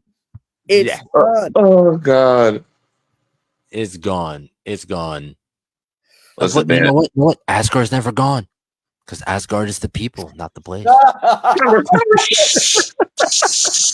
want to hear that shit. Well, hold on. Listen, I'm just saying, from someone who knows my Norse mythology and someone who's read American Gods, I feel very bad for anyone who shows up on Odin's doorstep looking for a fight. I'm just saying. Very, very goddamn true. Very goddamn true. I would never count out that old trickster. I would never, ever, ever do it. Yes. So, seeing as how these two characters are Nexus, this is gonna be interesting. Let's compare this. Let's compare this right now. All right. So, Moloch's age is unknown, right? And he's a $180 soaking wet. I'm heavier than him. Mm-hmm. I would think, for an angel, you'd be like fucking like gazillion tons or whatever. Mm-hmm. But let's compare these. So their strength, they're matched on strength. Yeah. 7-7. But intelligence wise, there's a large intelligence gap between the two. Big time. With Damion at a 4 being gifted, but Moloch being at a 6, which is super genius. Right? There's a large gap in speed, being a 5 as opposed to Moloch's 7. Durability is not too far off with Damion being at a 6 and Moloch being at a 7. And then that agility, we're looking at Moloch taking that as well, being at an 8, while Damien's at a 7. So he's not too far off in agility wise. They're equaling out in that energy projection. But that fight, there's a large gap within their fight with Moloch sitting at a 6 again, which is a master of several forms of combat, as opposed to a master of a single form of combat. Oh, I'm sorry, expert fighter. I'm sorry. Right? Yeah, expert fighter. There's a lot that is I'd say there's a lot really falling against Damion in this matchup in particular, at least looking specifically on the power stats side. Specifically the power stats side. And if we come down to abilities, Damion's not really you got to be creative with those. You got 3 abilities, 2 of them that are able to actually do damage. Right. And as opposed to a man that doesn't even have to see you. Yeah. Yeah. That divine siphoning. That's the one. That's the one right there. So that means he's able to siphon powers from the divine. Yeah. So we're not going to put him against Verdant Mother, right? Well, no.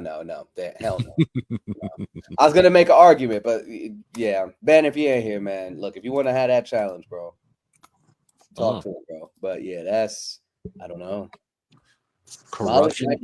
Although tier placement in regards to first glance, right, between 3A through 3C, you would say Damion with the potential, and that's the big thing that we want to keep pointing out, because some of these, based on the stats, in comparison to where they're placed on the tiers, right? It seems more times than not, 9 times out of 10, that they have the potential to be universe level, potential to be galaxy level, so on and so forth. So even with that potential, again, he's still a long ways away from being able to drop the boy Moloch, man. Mm-hmm. He's still very true. Yeah. Yeah, man. Not to say characters that have less than their arsenal can't get away with stuff, man. Yusuke had the damn spirit gun, spirit shotgun, and he made that shit work. But Yomi, Yep. You know, he got to Yomi, and there was only so much he could do. And again, for the longest time, Goku didn't even have a special move. He just had a power pole. He just had a piece of equipment the whole time. Yeah. Yeah. Hey, it worked for Bankotu. Right? Worked for Bankotu as well. All right. So energy vision. I'm interested in energy vision. I imagine that's being able to. I just imagine that's simply being, well, maybe not, but I was going to say just being able to see energy emanating off of a being. Yeah. Yeah. I was going to say project energy from your eyes. That's what I was thinking too. Oh, so like laser beams, but well, the reason why I don't think that's because energy blast was next. So like maybe just energy blast from the eyes as well. Whatever. Yeah. Dre? Yeah. Anything to say about that part? Yeah. But you know, corruption inducement. That's the other. That corruption inducement is pretty savage as well. That's Dre pretty got to walk away savage. with two wins in a row here. What do you mean 2 wins? The bug problem was a semi-win. Oh, I meant just today. I'm sorry. Oh, just today. Yeah, just today. Yeah, but if we're counting today, the other week, the week before that, he ain't missing. He's sitting at 4. He's sitting at 3.5. Because bug problem was a half win. It was a long and win in the long run. We include before that incendiary one too. Oh shit. so yeah. Dre's villains have been washing the heroes, guys. And I would have to say, and again, I don't know Dre personally, but from what I'm able to take away from even then just the character cards from his characters is that he puts time. He takes a lot of time and he tries to cover all of his bases. Like as he's creating his characters, I believe he may be putting them through every possible scenario before he puts him out there and be like, listen, he can do this. What power negates this? What power negates that? What power negates this? What trumps that? What trumps that? And in the end, essentially making characters that will win out against the best of them.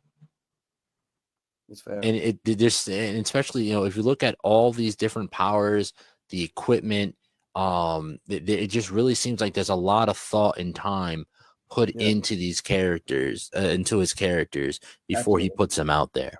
Yeah, I could definitely agree with that for sure. We've had the opportunity to talk with him and interview him for his character Pantheon as well.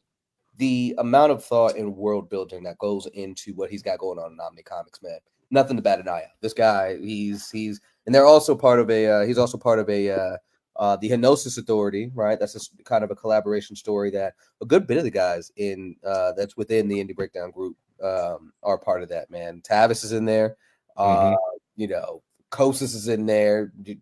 All-Star, Atridian, a bunch of characters that we see here on the database are in there. Hopebreaker is in there, if I'm not mistaken. They got some heavy hitters in there. So so the world building, the setup that they have, there is a lot of thought that's going into the characters, the villains, the story. And again, this is all, if I'm not mistaken, a part of the Pantheon story. And if you think the villains got something, check out the boy Pantheon, bro. check out the breakdown. Selfless plug, right? Check out the breakdown for Pantheon, IndieBreakdown.com. You will see why the villains need to be able to do what they are doing in order to even match the hero. Yep. Tavis says, I got to get my villains against Dre's.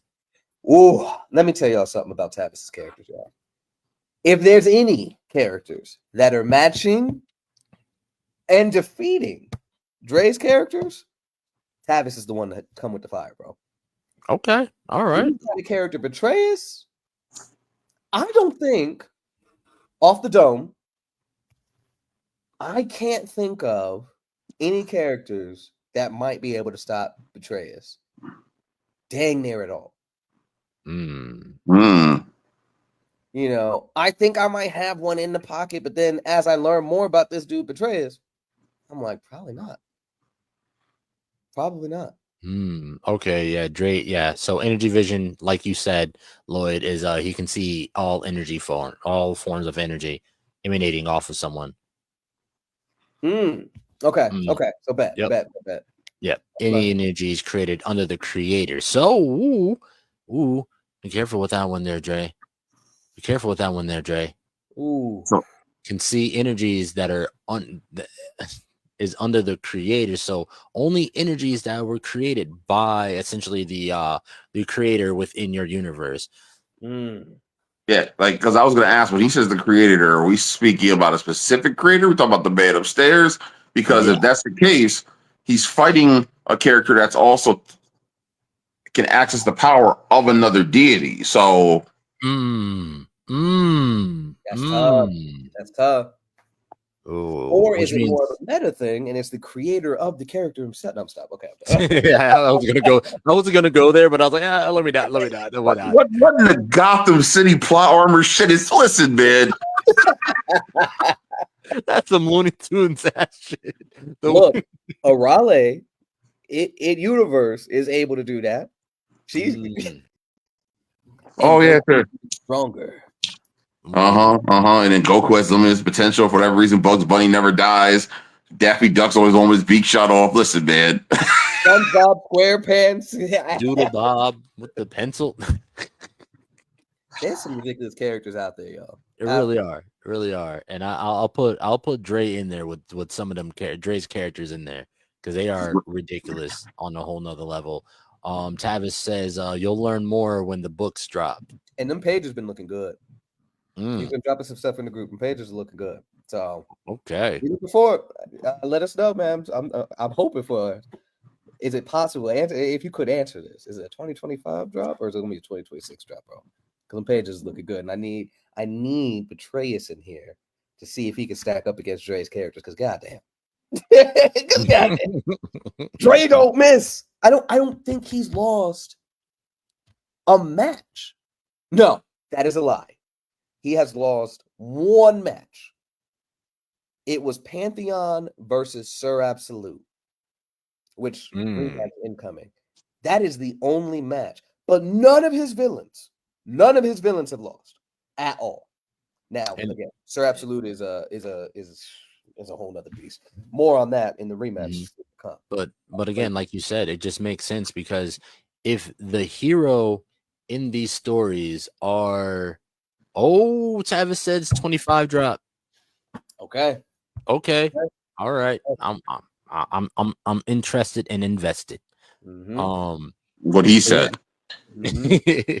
But yeah, no, if your hero, and this is a problem that I find in honestly, it's a problem that I find in Dragon Ball Z all the time. They keep making their main character stronger and stronger and stronger and stronger. But when you do that, you end up writing yourself into a corner. Unless you're just a fucking phenomenal writer, you end up writing yourself into a corner where it's like, all right, now I need villains. I got to think of villains that are stronger and stronger and stronger. Where they been all this time? Right? Because if my next villain isn't as strong as where my character is right now, then you know what I mean? There's not going to be any struggle that takes my character. My character's not going to have any character progression within this fight. You know, there's going to be no hero arc in this. Right. Villain's going to pop up. Hero's going to smack him down.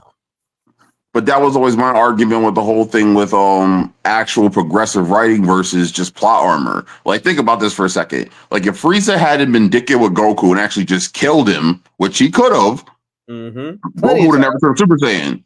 Yeah. Another perfect example. Vegeta with Cell. That's why I say like I want to see characters with these breakdowns with more of their personalities, because personality plays a lot in some of these fights. I don't care how stacked a person is if they're just completely arrogant. And that's what I want to. In our hope is that as we continue to do these and get more of the creators to join in on these Saturday videos, to be able to express that, because we want to keep these cards as simplified as possible, but we want the creators to expound on it. So, man, I hope y'all Nexus again can be anything, but man, if y'all can come here and tell us what kind of person these guys are, that's gonna go a long way.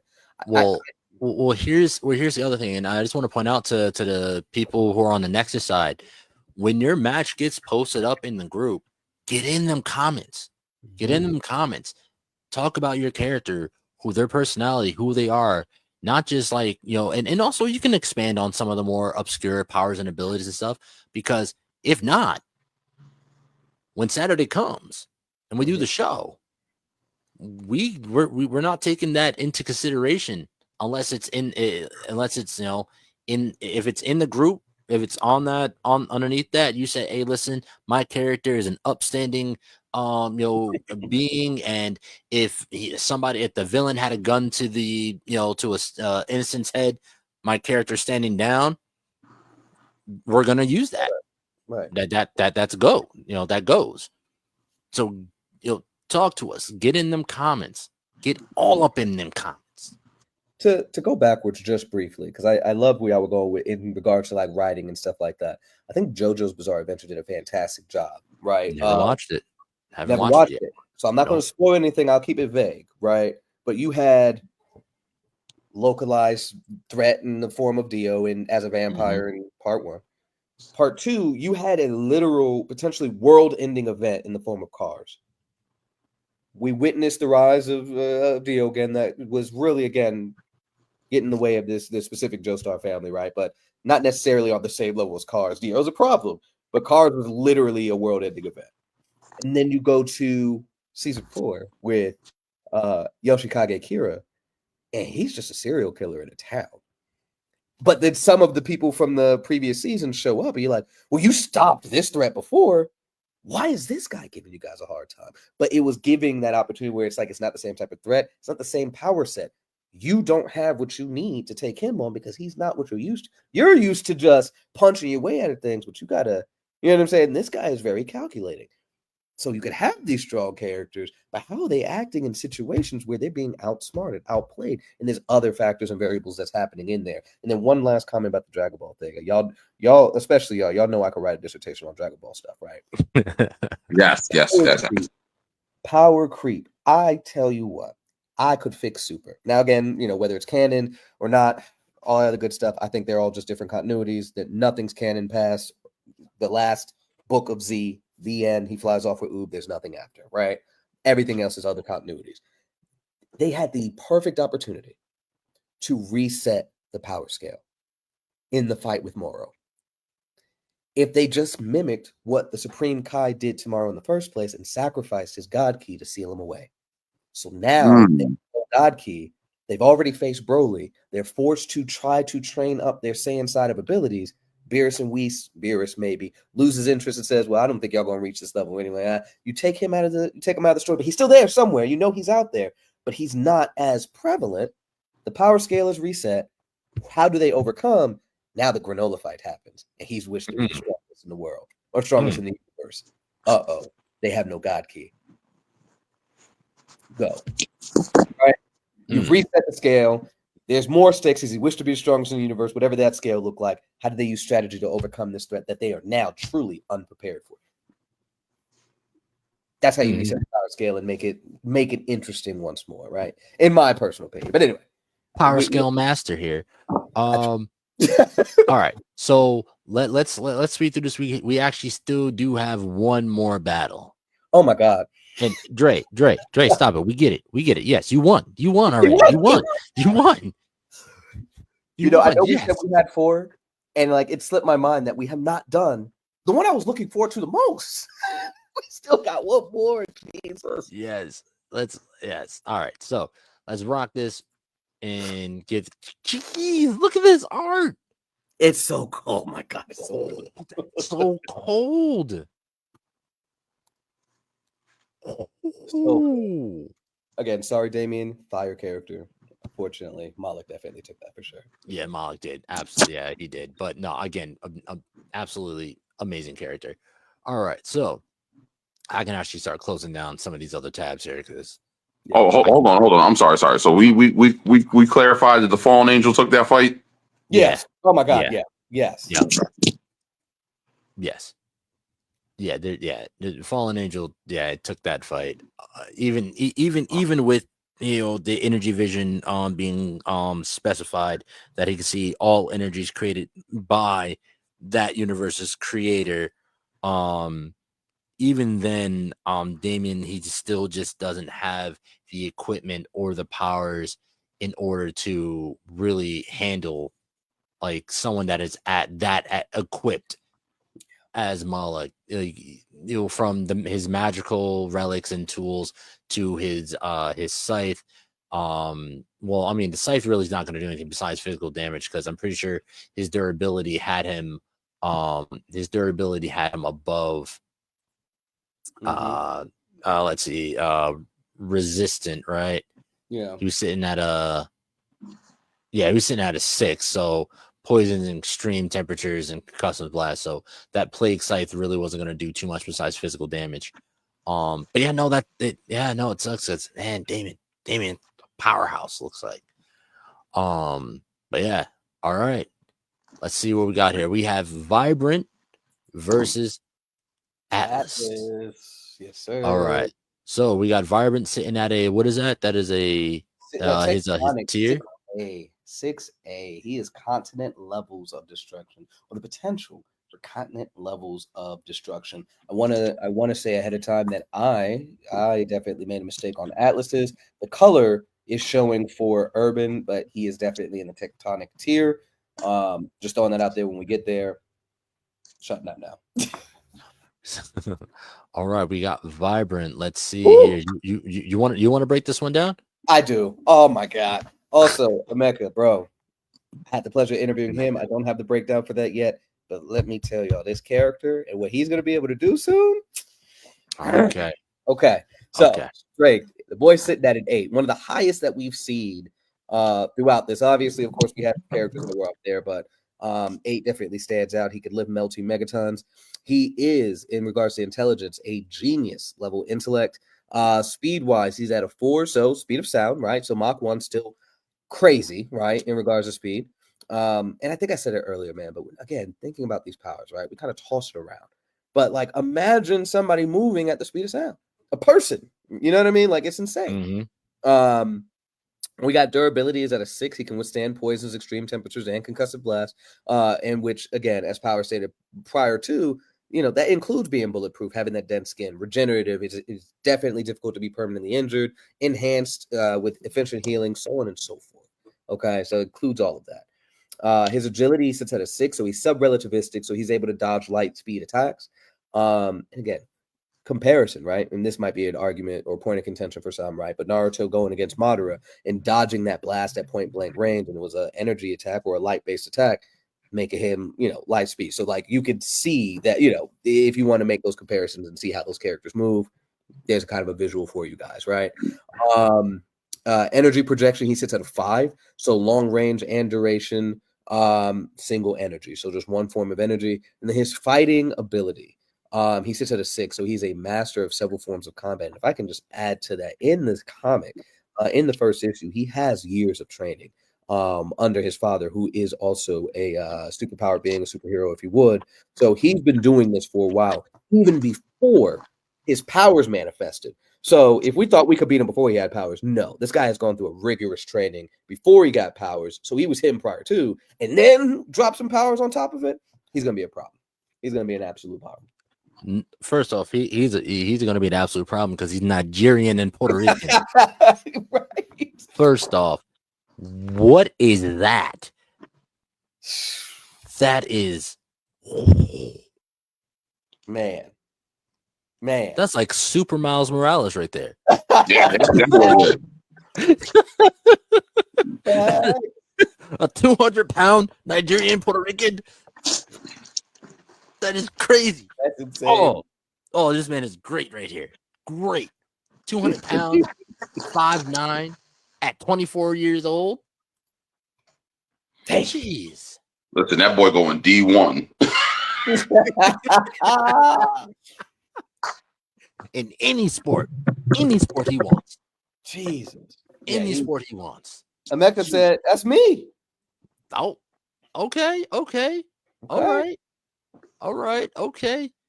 That is D1 in any sport, man. Let's take a look at his equipment. Mm-hmm. A nanofiber suit. Okay. All right. I would like more explanation on what the suit does. Do we have a video on him at all? Not yet. Unfortunately, not yet. Not yet. Soon. Okay. Soon. Yeah, that nano suit. I want to see what that nano suit can do from power, energy manipulation, super change, and supercharge, maybe ability to enhance body and powers. Oh, it's supposed to be supercharged. I think it's supposed to be supercharged. Yeah, it makes sense. Supercharged ability to enhance body and powers and flight. Yeah. Okay. All right. Okay. And again, let's take another look at this art right here. This is great. This is great. First off, this is an amazing depiction of a black character. Yes. From the locks to just like the shading and the tone within the skin, man, the facial features, man. Yes, this is. I think I said it at the beginning, y'all. With this one, this was one of the ones I was looking forward to the most. The artwork, the story, both this and Atlas are again like the almost damn near perfect embodiments of like modern superheroes, man. The fits, the art, storytelling. Damn it, dude. Oh God, yeah, the style. The style. Not I'm just saying. If a modern day black superhero, they suit gonna be drippy. And he's got it, bro. He's got the aura, bro. They both got aura, bro. Like they got it. You know what I'm saying? They nailed down what people were looking for in these characters, right? Like, a lot of us are making stories and stuff like that, man. But I gotta say, between these two, I can't stop cheesing from year to year. These guys have got the sauce. They've got it. And even reading the stories, you're seeing the journey, you're seeing the struggle, and it's not too much happening. You get the world. This is a whole review. I apologize. Back to the characters. They got the sauce, y'all. Check them out. And if I could throw one plug in for the guy, Vibrant #1 is on pre-launch right now on their Kickstarter. They're part of the $1 challenge. Go to indiebreakdown.com, go to support, click on that, follow the Kickstarter, please, so that you could back it. Please. This story is phenomenal. Go check it out. Absolutely. So let's take a look at Atlas. Atlas here. Atlas. Again, that was what I was prefacing. They are the same level of Tectonic. Those colors are incorrect. That's on me. I will get to that and fix that. But so where Vibrant is at continent level, Atlas is at country level. Okay, so not too terribly far off, but very comparable to say the least there. But yeah, there's Atlas. All right, so yeah, this is here we go. Now, can I ask a question? Go ahead. When you go continent versus country, I'm assuming that's the level of destruction the character has, correct? Potential levels of destruction, yes. But how does that work when a continent could be the same size as a country? Yes. Or smaller? Yeah. I think the best example that I can say, and again, best example that I could probably give is country, say, Mexico versus, I'm taking out the entire North America. Yeah. Okay. Yeah, pretty much that, right? So that would kind of be the leap and bound there of that. Okay. And I also think we can elaborate further. Talk to me. No, so because I'm curious, because like with that, it's like how does that work? Because countries, And continent it's vary from location to location. But it's also one of those things like, for example, say you have a character who nukes a country. Could they nuke an entire? But even then, like say like someone nukes the United States, like you have someone who wipes out that's still going to affect Canada and Mexico. That's true. I think if in the case of the verbiage and what we're utilizing and stuff here, it would be like, okay, yeah, you was able to wipe out the United States, but you couldn't completely wipe out. And again, semantics, right? Because you still did destroy it with the force of the aftermath of the aftershock of whatever you did with the nukes and stuff like that. But are you able to just? I'll give an example. So I think it's more of the difference of go back to Dragon Ball. Roshi destroying the moon and King Vegeta destroying several planets with the wave of his hand, right? They both destroyed, you could argue, like moon / dwarf or smaller planetary, right? Or low planetary, if you would, versus he just destroyed several planets, right? So it's like y'all both can do something comparable, but this guy did just that little bit more. Or, I'll take it back. The difference between Roshi destroying a planet, destroying the moon versus Piccolo destroying the moon. One was completely taxed doing that. The other one was just like, okay, I did that joint, low diff, right? So it's like comparable feat, but the output could have been even larger based on what they could do. Right. Okay. Yeah. So something like that. There we go. Yeah. So like for Piccolo, it was easier to destroy Moon than it was for Roshi. Right. So he has the potential to do that much more. Right, because easily triple his power at that point. So we all know Piccolo can do much more than what they're doing with him, anyways. So because he's black. Yeah, it's because he's black. Because he's black. Piccolo, let the black man fall by the wayside. But that's another story. That's another argument for later time. So let's take a look here. So give me a sec. Let me zoom in on these power stats. Again, amazing art, beautiful artwork. Shout out to your artist for this. Amazing. He writes and draws this. That's that. TJ. He's dude. Come on, man. He's got it. Awesome. Bro. That's awesome. All right. So let's take a look here. So strength, we're sitting at a 5. Can lift between 25 to 75 tons. Intelligence, he's sitting at a 4. He's gifted. Speed, we're looking at a 3, which is superhuman, up to 700 miles per hour. Durability, we're sitting at a 5. Bulletproof, dense skin, can repel most weapons. Agility, also sitting at a 5, which is hypersonic, able to dodge bullets at point blank range. We're looking at energy projection here. He's sitting at a 4. Minimum range and duration, single energy. Moving on to his fight ability is a 5, master of a single form of combat. All right. Now let's take a look here. Oh man, wrong thing. All right. So he has no equipment, straight powers, hydrokinetic, cryokinetic. My boy uses water and ice, full-on waterbender. Yeah. Here's a slight thing I'm seeing. Vibrant just barely outclasses him in every stat. Let's take a look there. Let's see. Well, not strength. Strength, he blows him out of the water, right? Yeah, blow out the absolute water. Yeah. No pun intended, right? Intelligence, 5-4, vibrant. Speed, 4-3, vibrant. Durability, 6-5, vibrant. Agility, 6-5, vibrant. Energy projection, 5-4. Fighting ability, 6-5. Edges out on each one, save for stray. On paper right now, y'all, I'm going vibrant.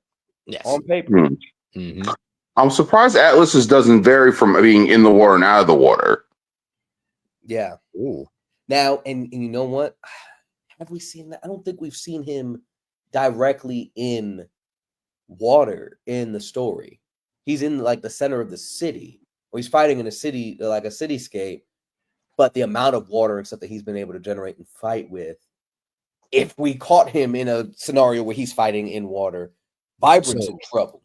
But here's my thing. In 2099 New York, so he's hydrokinetic, which means he can control water. Yeah. can he generates it himself as well? You know what? Well, so I'm thinking that would be more of a yes because of the cryokinesis.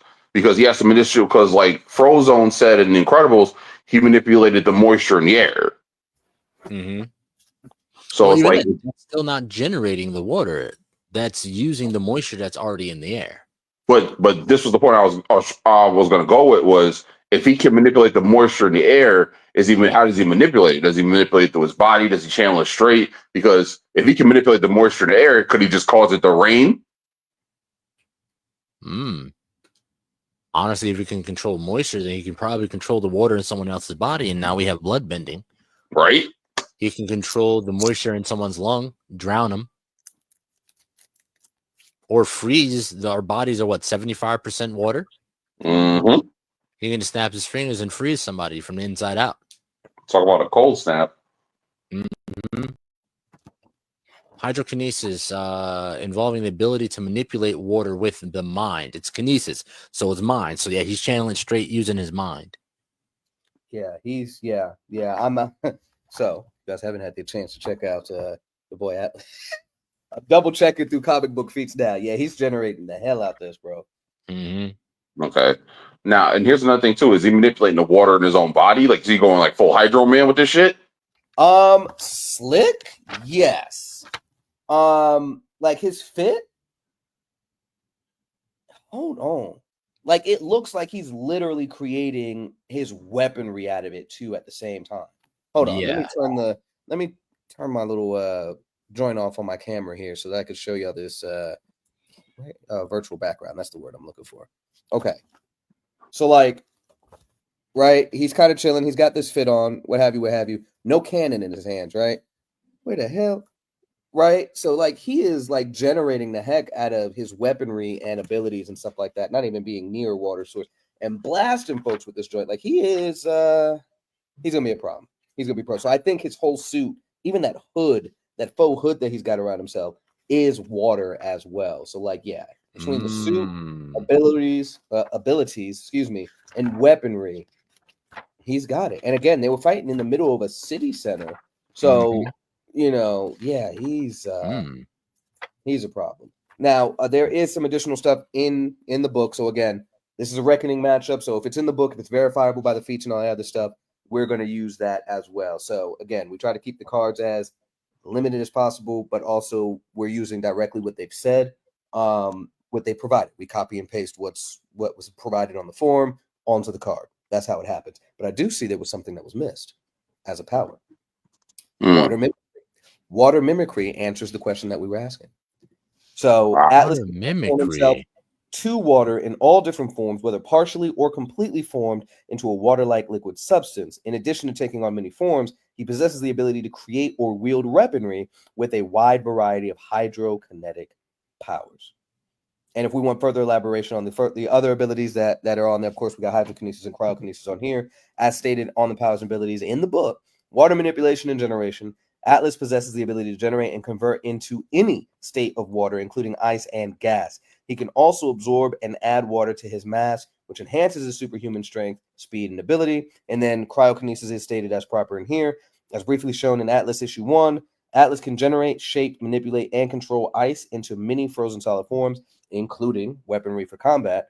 And he can also construct ice walls, shields, and defense mode to protect himself against the most powerful distant attacks. Man, you should have put that in the thing, bro. That changes a couple things. That puts him on another level. Now, has he done that? Yes. To answer your question, Emeka, he did do the water mimicry because his outfit is made of the water. He has done the cryokinesis to shape that whole piece. The same image that's on the card is the part on here. But in this battle against the oh gosh, the team escapes me, and we use them for an event. Oh my gosh. The elites. Thank you. Yeah, sharp. Thank you. So against that battle with the elites, we do see him utilize these abilities. We see the hydrokinesis. We see all of that. Oh, the blood bending? No, not the blood bending. No. That was just that was a speculation. Yeah. But the rest of it, like, yeah, there was no additional water in there. I'm like double checking because especially since we said 2099 New York, I'm just looking. It's just like the cityscape that they're fighting in is very reminiscent of what we expect to see in a 2099 New York. And yeah, he does everything that he said he can do in the first issue. That's damn. So this fight to me is going to come down a lot to creativity. Yeah. Yeah. And the thing that makes it real, we should do this one first. Because the thing that's going to make it real hard is the fact that they both have powers that you can get real creative with. Yes. Now, I have to ask Emeka, when you say energy manipulation, what energies is he manipulating? This is going. That's my big thing. What energies is he manipulating? Like, does he go full radiation? Could he nuke him? Is it one of those things that could he evaporate him? Mm-hmm. Could he grab him and like fly straight up and like throw him into the upper atmosphere where there's less oxygen, but less moisture? Don't do space because don't put him in space because there is moisture in space. There's whole fucking giant ice chunks flowing through space. But I'm also thinking like with certain aspects of the character, like for example, does he still need to breathe? Oh yeah. Well, wait, hold on. Atlas or Vibrant? Atlas. I don't think so because Let's see, I'm gonna give Tariq a little something on this because what makes water? Fair enough. 2 hydrogen, 1 oxygen. Yeah. No. 1 hydrogen, 2 oxygen. Yeah. Right? H2O. If he's able to control water on that to that level, he should be able to break it down at a molecular level and then be able to breathe this straight from the breathing underwater. I agree, but it's also not listed that he's self-sustained like that, just like the Juggernaut.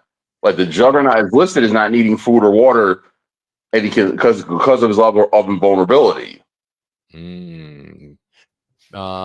Pure form energy, but the heat can increase.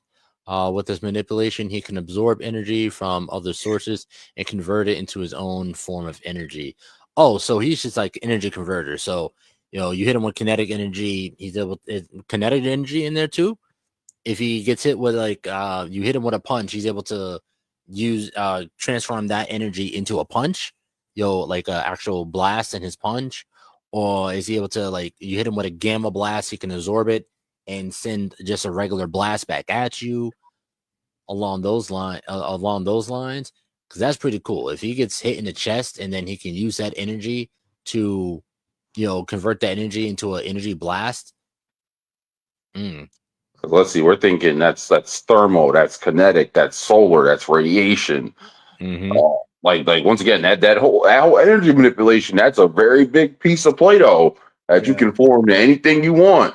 And I mean, let's see. Also, regarding creativity, Vibrant is just had multiple years of training, even without powers. So with powers, imagine, I'm pretty sure he can do a lot.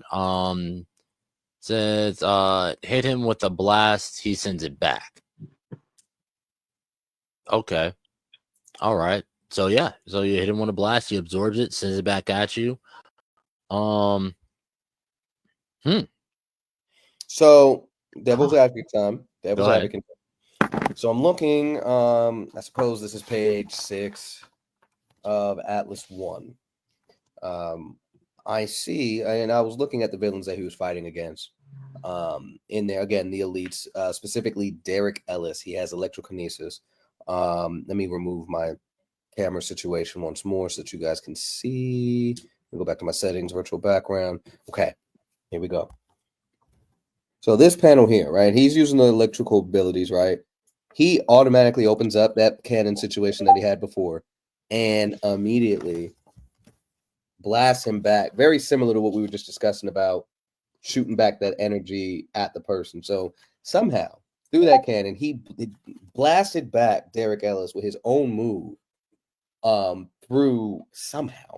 It's not explained, but he blocked it with that, and there was a pushback from it. Maybe it's just simply the amount of pressure and stuff that's there, but can we argue a potential using the energy that, say, Vibrant fires out, using this technique to fire it back at him? Could we make that argument, or maybe that's just very specific to the fact that it was so close and there was a energy buildup in that immediate vicinity that sent that pushback? Maybe he fired the energy back at him immediately, or fired some water or something at him immediately. But anyway, my question is, could we make the argument that he could mimic that same ability of taking that energy and firing it back at kinetic energy? I would say yes. And I would also say it depends on how he manipulates the energy. For example, like if he can cause it to radiate from his body, if he creates a hot enough aura, will the water just evaporate before it hits him? That's what that okay. Like yep. if he went to hit him with a blast of water or ice, and then he kamikazes it with the radioactive wave. Like, remember when Goku's Kamehameha wave hit Vegeta's Gallic gun? Yeah.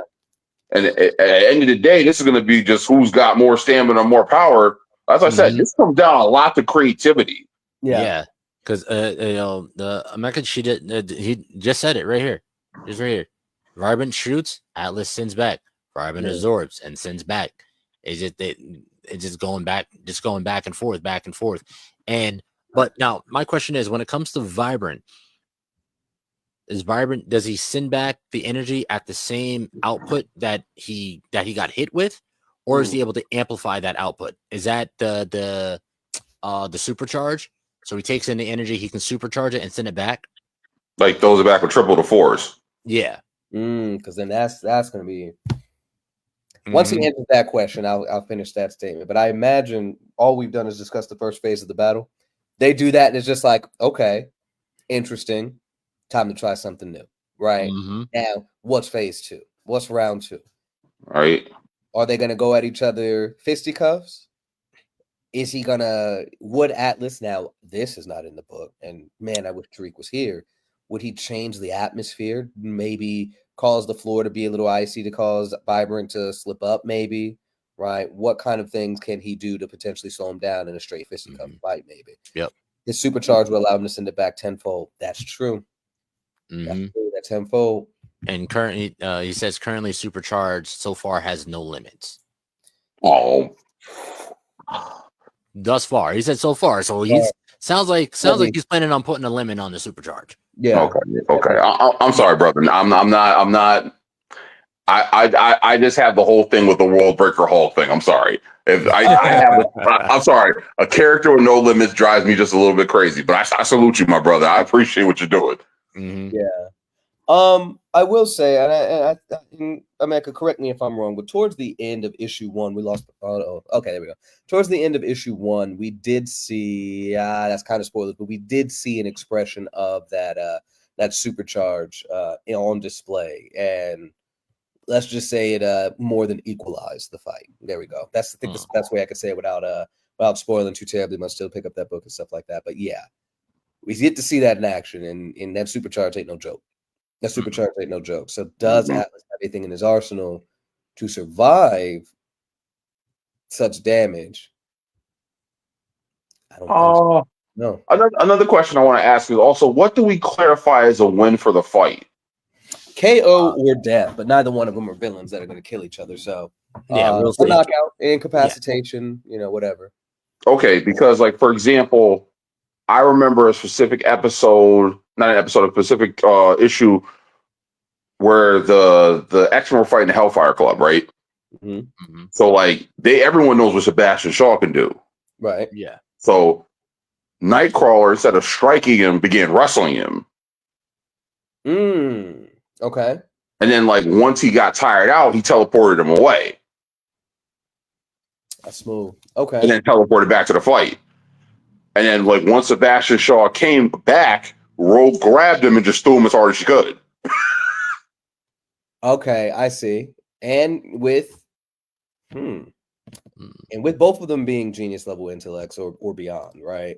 So I was actually just looking at it as you said it. So Vibrant he's genius, and then shoot. Atlas is sitting at a Gifted. 4, which is gifted. Yeah, he'd see the play. He'd potentially see that play, but then also speed. Speed is going to be a problem. Speed and agility is going to be the problem. Can he pull that off ahead of time? Potential's there, but man, Vibrant again edges out on the right? Personalities and all that would take a Atlas is very resourceful.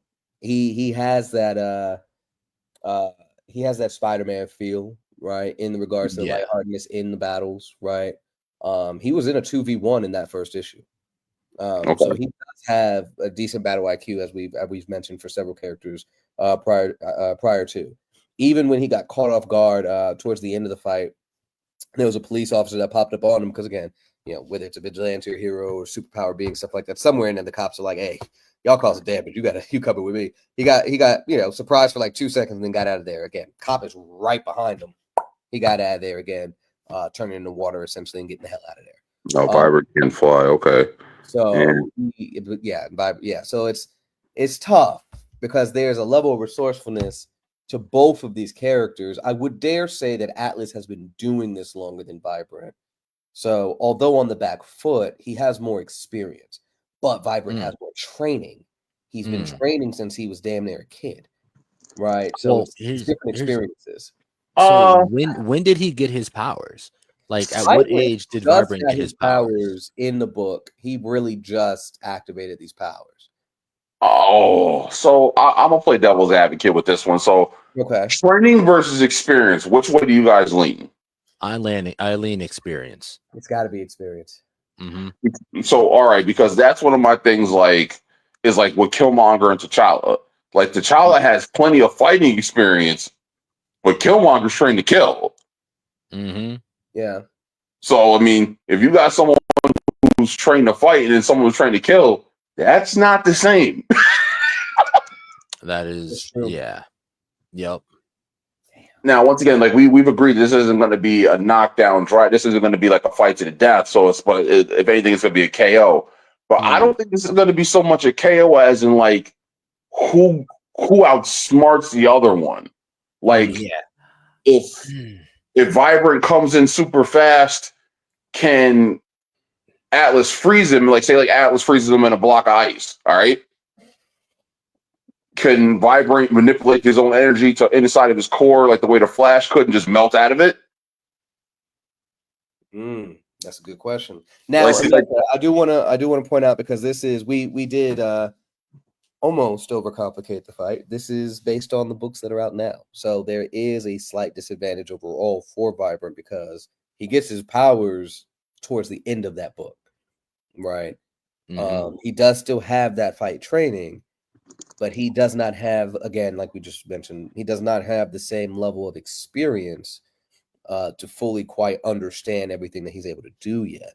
Yeah. If you could potentially elaborate, because we do get a little bit, the fight ends at the end of the issue, and then we do get a little bit of stuff after, when he's chatting with his compatriots, if you would, again, not trying to give away too terribly much, but when he's discussing with them and stuff like that, there was, whether it's a couple days, couple weeks, couple hours, there's a little bit of time in between.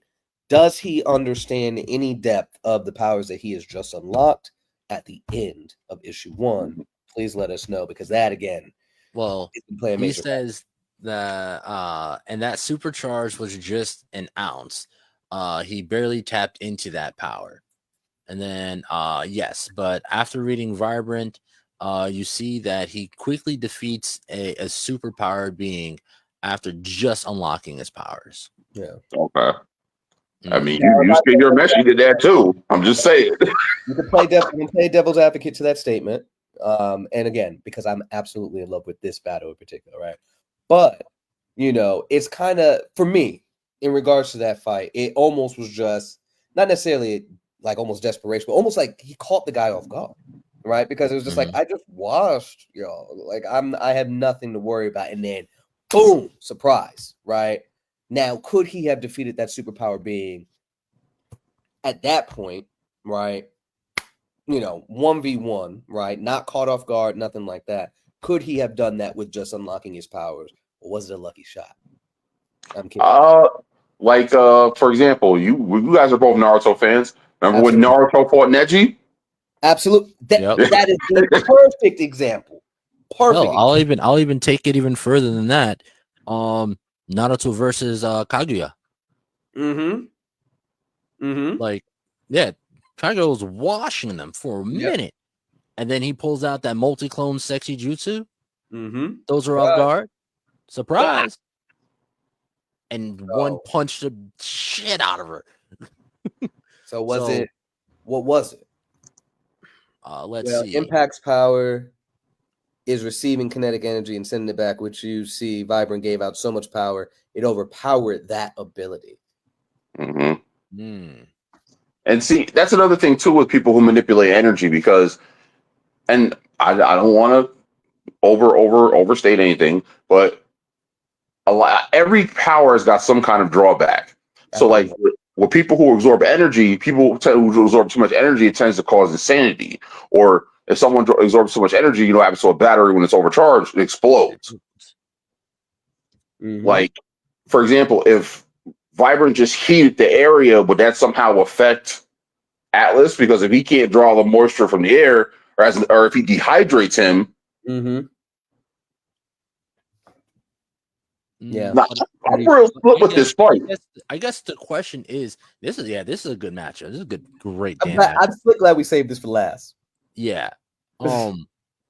I would but my question is, is Vibrant experienced enough with his powers at this point to even know that he could do that? Right. Issue 1. So again, we know where he'll go, but issue 1, does he have a sauce? Swap out villain in there and put Atlas. Again, you know, rework the scenario how we must as their hero, they're both heroes. But at that point, let's say his powers are triggered during the fight, however we want to say it, does he got the sauce to do what he needs to do in a fight with Atlas? Slight disadvantage. Atlas has 2 issues, but most of his feats are in issue 1. But again, even from the onset of the issue, he has seemingly been doing this for a minute. Yeah. So I damn. Yeah, because I feel like as long. Oh, go ahead. No, I feel like as long as they've got stamina, they can continue this.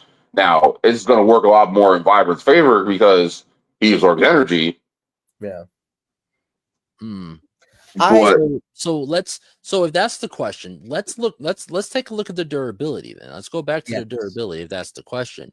We have Vibrant sitting at a 6 in durability, which means he can withstand poisons, extreme temperatures, concussive attacks, dense skin, repels bullets, regenerative, it's hard to permanently damage him. He has enhanced healing.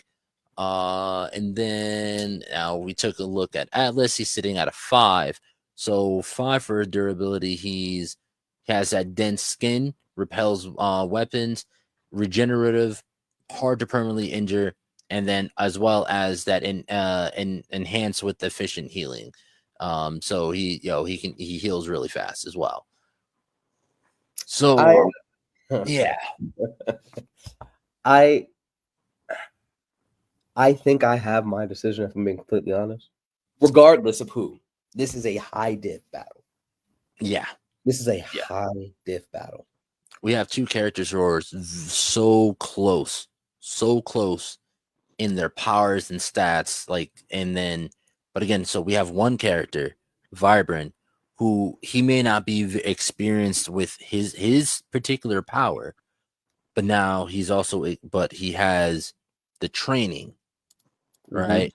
But now it comes in, all right, but it takes experience with that power to now meld that training with that power. It's like, all right, yeah, I know how to throw 100 1-inch punches, but now I got to learn how to throw 100 1-inch punches with the power to fucking blow holes in 6 buildings. Yeah. So, right. Yeah. And it's my fault. Now, on the other hand, we have a character, Atlas, who has that experience, maybe not the rigorous level of training, right? Physical training, and is also sitting at like just pretty much one level below Vibrant. But he has that experience with his powers and abilities, but also has that experience of this superheroing as well. Me, I'm, Vibrant is absolutely an amazing character. But if we're going off of where each character is right now in their own individual stories, for me, I'm leaning more towards Atlas. Being able to be that creativity, especially when you're working with water, you'll see with a lot of water characters, they are highly creative. Look at Katara. She had just learned ice bending, and was already taking aspects of earthbending and melding them in to her ice bending, making the ice pillar and using and chopping it off into razor blade slabs. A lot of water characters have a natural essence of creativity about them because, what Bruce Lee say, water can flow or it can crash. Water's creative in itself. So I think I have to lean towards Atlas in this one. For me personally. So Triage, you're going to be the tiebreaker. This is our first slight disagreement. Well, here's my thing. So I agree with Power with the whole thing with the water, because when you see it with other characters from Katara to Bobby Drake Iceman to here we go. Sorry. Excuse me. To hell, Elsa from Frozen. I mean, it's all limited to your creativity of what you can do with it. But with energy being such a broad umbrella, from radiation to heat to fire to electricity, it's like it's always going to work back in his favor. Hell, there's a thing right there, electricity. If he's water, he could burst electrocute him.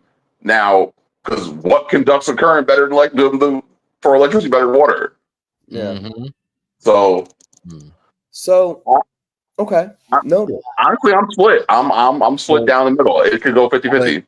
Well, hold on. Here we go. Hold up. I think Emeka, I think he just brought me back. So with this comment, so because his parents have the same abilities and used them in battle, he received his training from those people who know the powers that he has.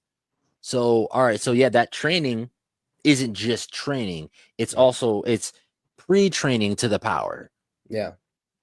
So it's all right. So if I can add to that, go ahead. His dad, in moments of disappointment that his son hadn't exhibited those powers, he was kind of an ass to his son, hitting him. And his dad is considered, correct me if I'm wrong, Emeka, like the strongest or one of the strongest. I'm pretty sure it was the strongest hero in verse. Oh, so he's on. So his dad was on some Endeavor shit. Yes. So when it came to that durability, right, with no powers manifesting and knowing where he was, and he, again, years passed after at the beginning, you see him doing this intense training. He is ridiculously powerful. Yeah, the strongest. He, in regards to normal human terms, right, he's him. And then in that moment of desperation, in the fight that took place in there, that power activated. So if we could translate that to this fight and say, initially, right, he ain't got no powers at the start of the fight. Atlas is putting him through the ringer, right? Obviously hero, but he keeps getting back up. He doesn't seem to be taking too much damage, right? I would dare say that the strongest hero in verse might be stronger than Atlas, because Atlas isn't even the strongest character in his verse. But again, now we're talking about power scaling two other characters, right? But with the amount of power output that his dad is seemingly putting out, and him being able to survive a frustrated version of his father, again, his dad's not out to kill him or anything like that, I think he can take those strikes ahead of time, because Atlas, being a hero, is going to notice, at least initially, this is a regular guy. He doesn't have any powers. I'm not hitting you. And again, this is that personality conversation, right? He's not going to be trying to hurt him too terribly much. But Vibrant, I imagine, is going to be like, all right, hey, I got to do what I can, whatever the reason why they're fighting, insert anything, right? In that moment of desperation, that power activates. surprising him, I feel like we'd see a direct kind of recreation of what we saw in that issue 1 of Vibrant, where he's not expecting a superpowered attack from him, and he gets caught off guard, and we get a knockout. But again, very high diff for this version of Vibrant. Whereas if it was a true just 1v1, no shock, Atlas would take it. In a surprise, again, if we're just mimicking issue 1 Vibrant, unlocks powers mid-battle, we got a Gohan hitting rabbits, right? Type situation. And with his durability, I mean, his durability is decent, right? His durability is decent. That supercharged energy attack knocked out a pretty significantly strong villain in verse. So again, very, very, very it's scenario. So yes. But this is very close. Yeah. You know what? Well, after reading this right here, it definitely does make a difference. In my opinion as well. Because again, I was going off of the experience. Yeah. So technically, his I didn't know that his his parents were also super powered with the same power. So as parents do, they pass on their experience. Yeah. So all that now in my head, that training that we talked about in the beginning converts into that experience. Because now you're being trained by people who use the power on how to use the power. So now when you get the power, you already know how to use the power. I don't know about that.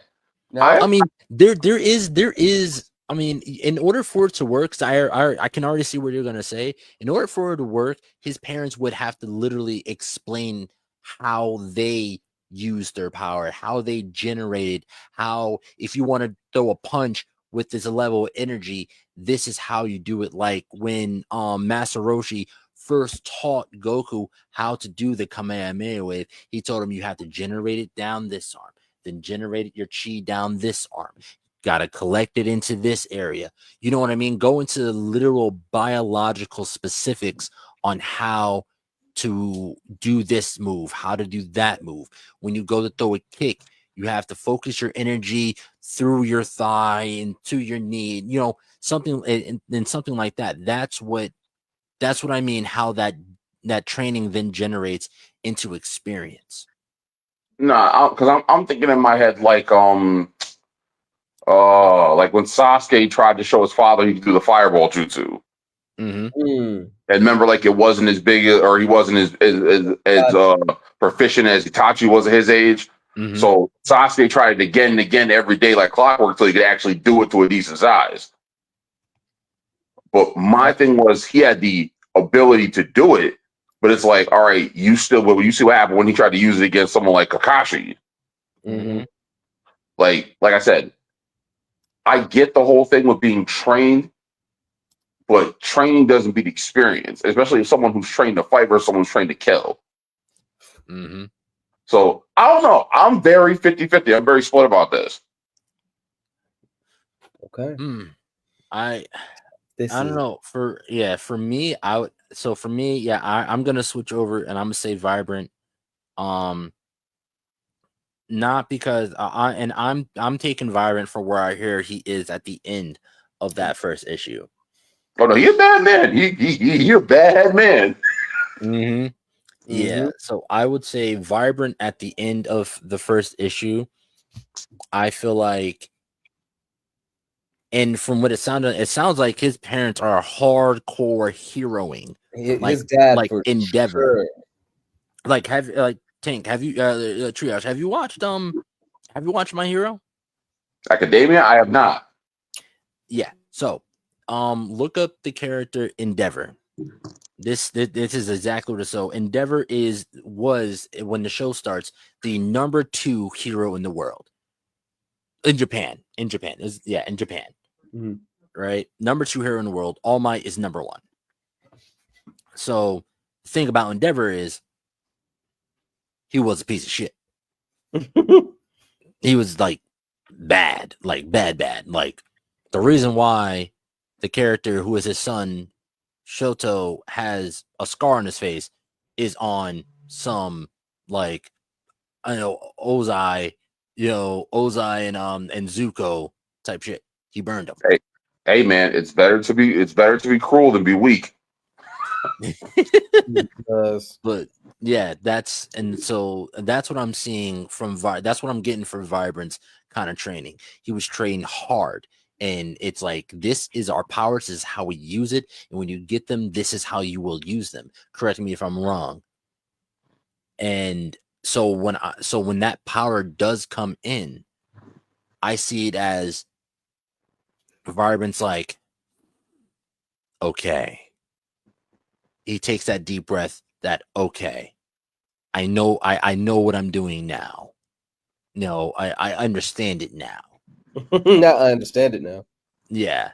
And that's why I'm saying I think that I'm thinking that ending of issue 1, I think Vibrant will come out on top solely based off of having that rigorous training before getting the powers. Because I still truly feel that training, that rigorous training, could in turn relate to a level of experience, right? Clearly he has a long way to go before he's at the level of his parents, but I think in this fight, I think it tips the scales just enough for him to take the win. I'm not saying he's blowing this out and he's like clean sweep. I'm saying that I think that is just tipping the scales. It's Yamcha versus Goku the first time. Yeah. He caught him with the Wolfang Fish, sure. But let Goku have really gotten some work in. He's watching him. But he caught him with that last second. Caught him off guard because he wasn't expecting somebody to actually hit him with something worth a damn. Mm-hmm. Yeah. So I'm thinking, that it's definitely that we can I'm saying Vibrant. You still split? Who, me or Triage? Triage. Oh. I don't know, man. This is tough. But we're coming up on that 3 hour mark. So yeah, do we accept stalemates? Because I also feel like that's another time, yes. So that hopefully next time we get Tariq in here to elaborate on some more powers, I'm leaning Vibrant. So if we want to say definitively, at the moment, it's two and 2 for Vibrant and a maybe to Atlas. It needs to be revisited and have Tariq and Emeka talk. And we used to do those, maybe down the line we'll have Willie come on and really dive a little deeper into the characters and stuff like that. But this deserves a revisit for sure. Mm-hmm. Absolutely. I 100% agree. This is too close. Yeah. It's too close. Let's maybe we let the characters play out a little bit more in their respective stories, see where they are, and then revisit with their feats. I'm throwing a stamp of stalemate for now. Stalemate. All right. Spider-Man versus Daredevil animated movie swag. All right. We fought for 2 seconds. Let's go fight Kingpin now. Vanessa, if I cannot have you, yeah, I'm just gonna bang. But yeah, no, definitely. I love this episode. Man, yeah, we definitely should. Yeah, that was good. That was solid. Nah, man, this is great. If they're all gonna be like this, I'm excited. Yeah. But no, so we have Tutu Pele for the win over Alexandria the Great. We have Jupiter Man for the win over Reaper. We have who's the next one? Oh, we have Damion Moloch Moloch. with the win over Damion. And now we have, is this your first stalemate? It is the first stalemate. It is. It's the first stalemate. Ever. And now we got the first stalemate of the indie versus matchups with Vibrant and Atlas. Yeah. That was a good. That was good. That was good. We went a whole hour longer than we wanted to. On one match. One match. The one match took the whole hour. That's crazy. I got a little timer up in the corner here. But I will say to both creators, that is the type of matches I want to be a part of. Those are the ones I want to critique because I prefer the more matched level characters opposed to someone who can destroy a galaxy. That's just me. Yeah. Yeah, No. it's just more fun. No. I definitely agree. It's more fun that way. And honestly, yeah, no, this was really fun because now we're just sitting there jumping back and forth.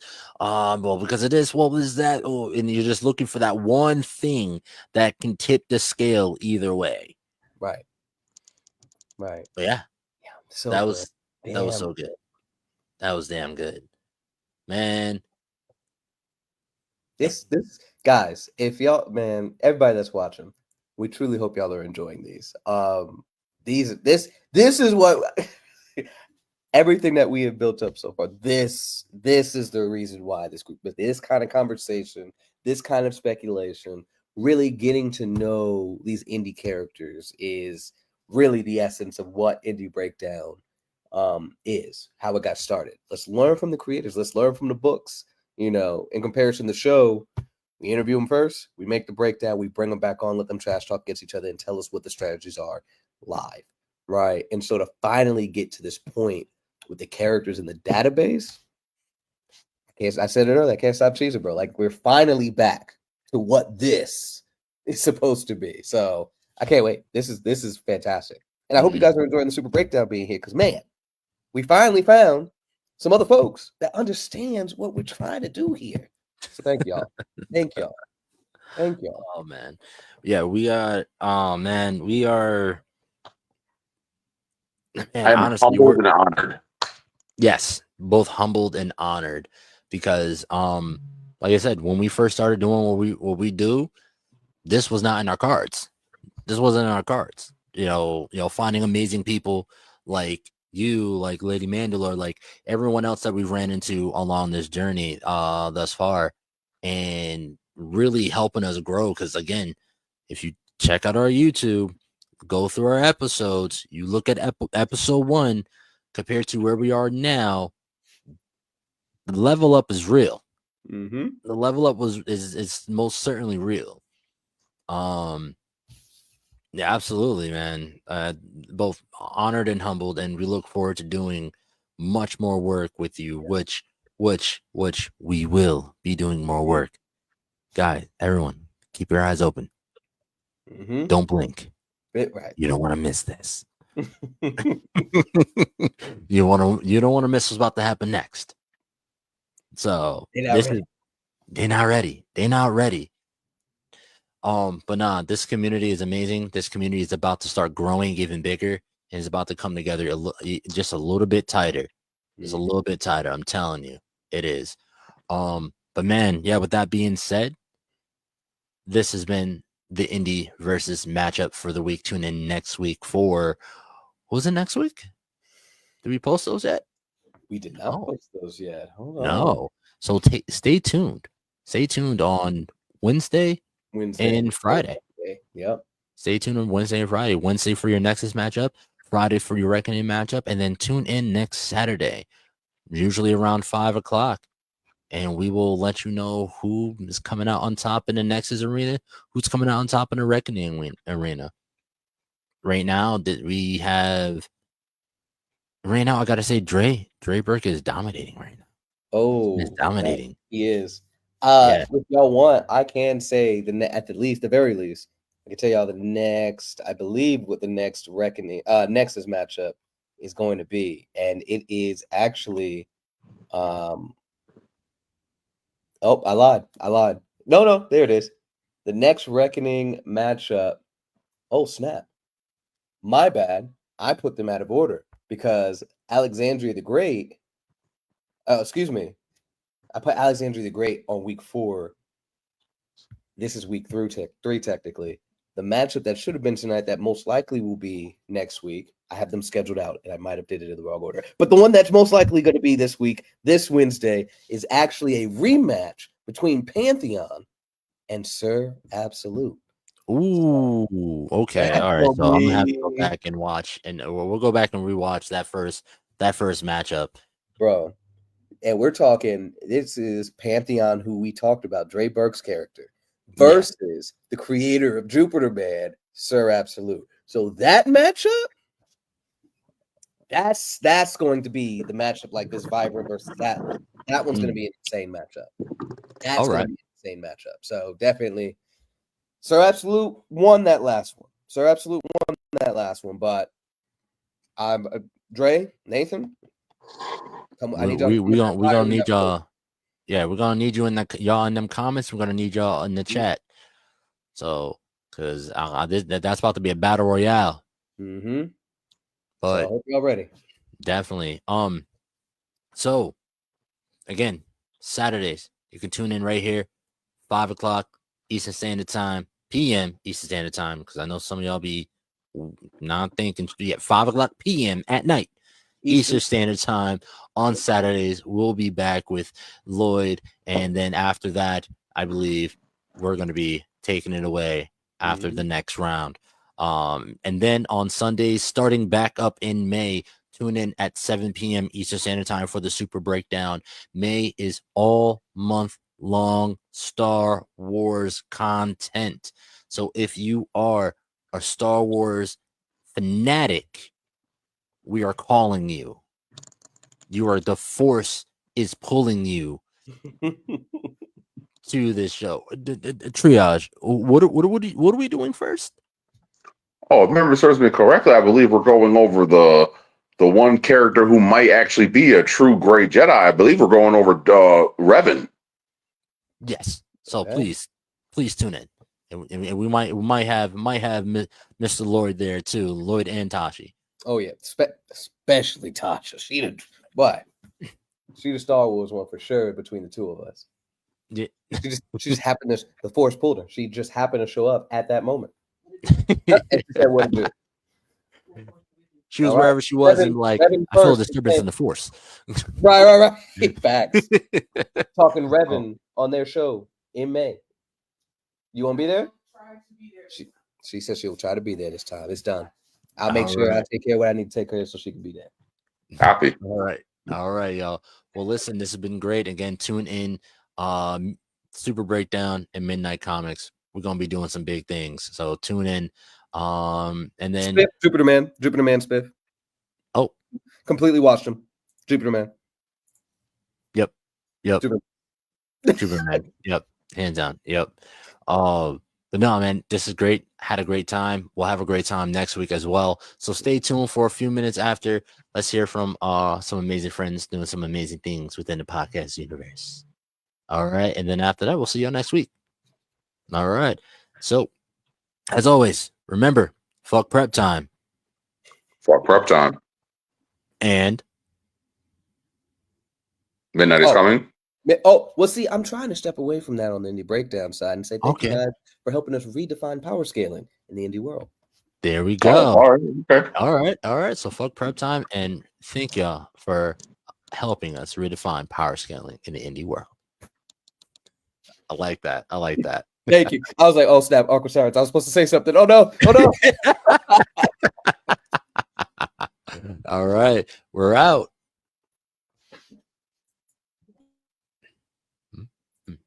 Are we? Are we?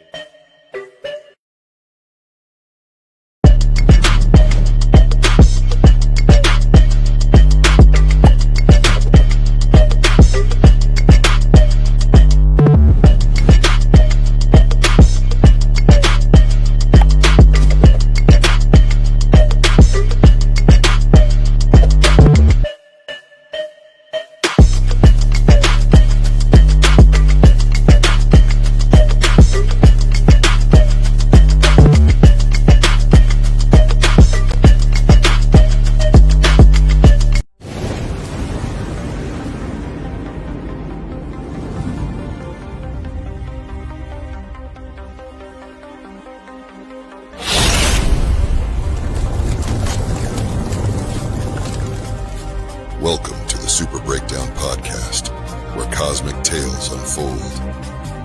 Join Power Maximus, Lord Triage, and the Darth Legacy Jason M40 on a journey through heroic realms, where legends are born and destinies entwine. delve into the cosmic currents, unraveling the mysteries of superheroes, villains, and champions. Embrace the cosmic energy that binds us all, and let your journey begin. This is the Super Breakdown Podcast. Enter the cosmic saga.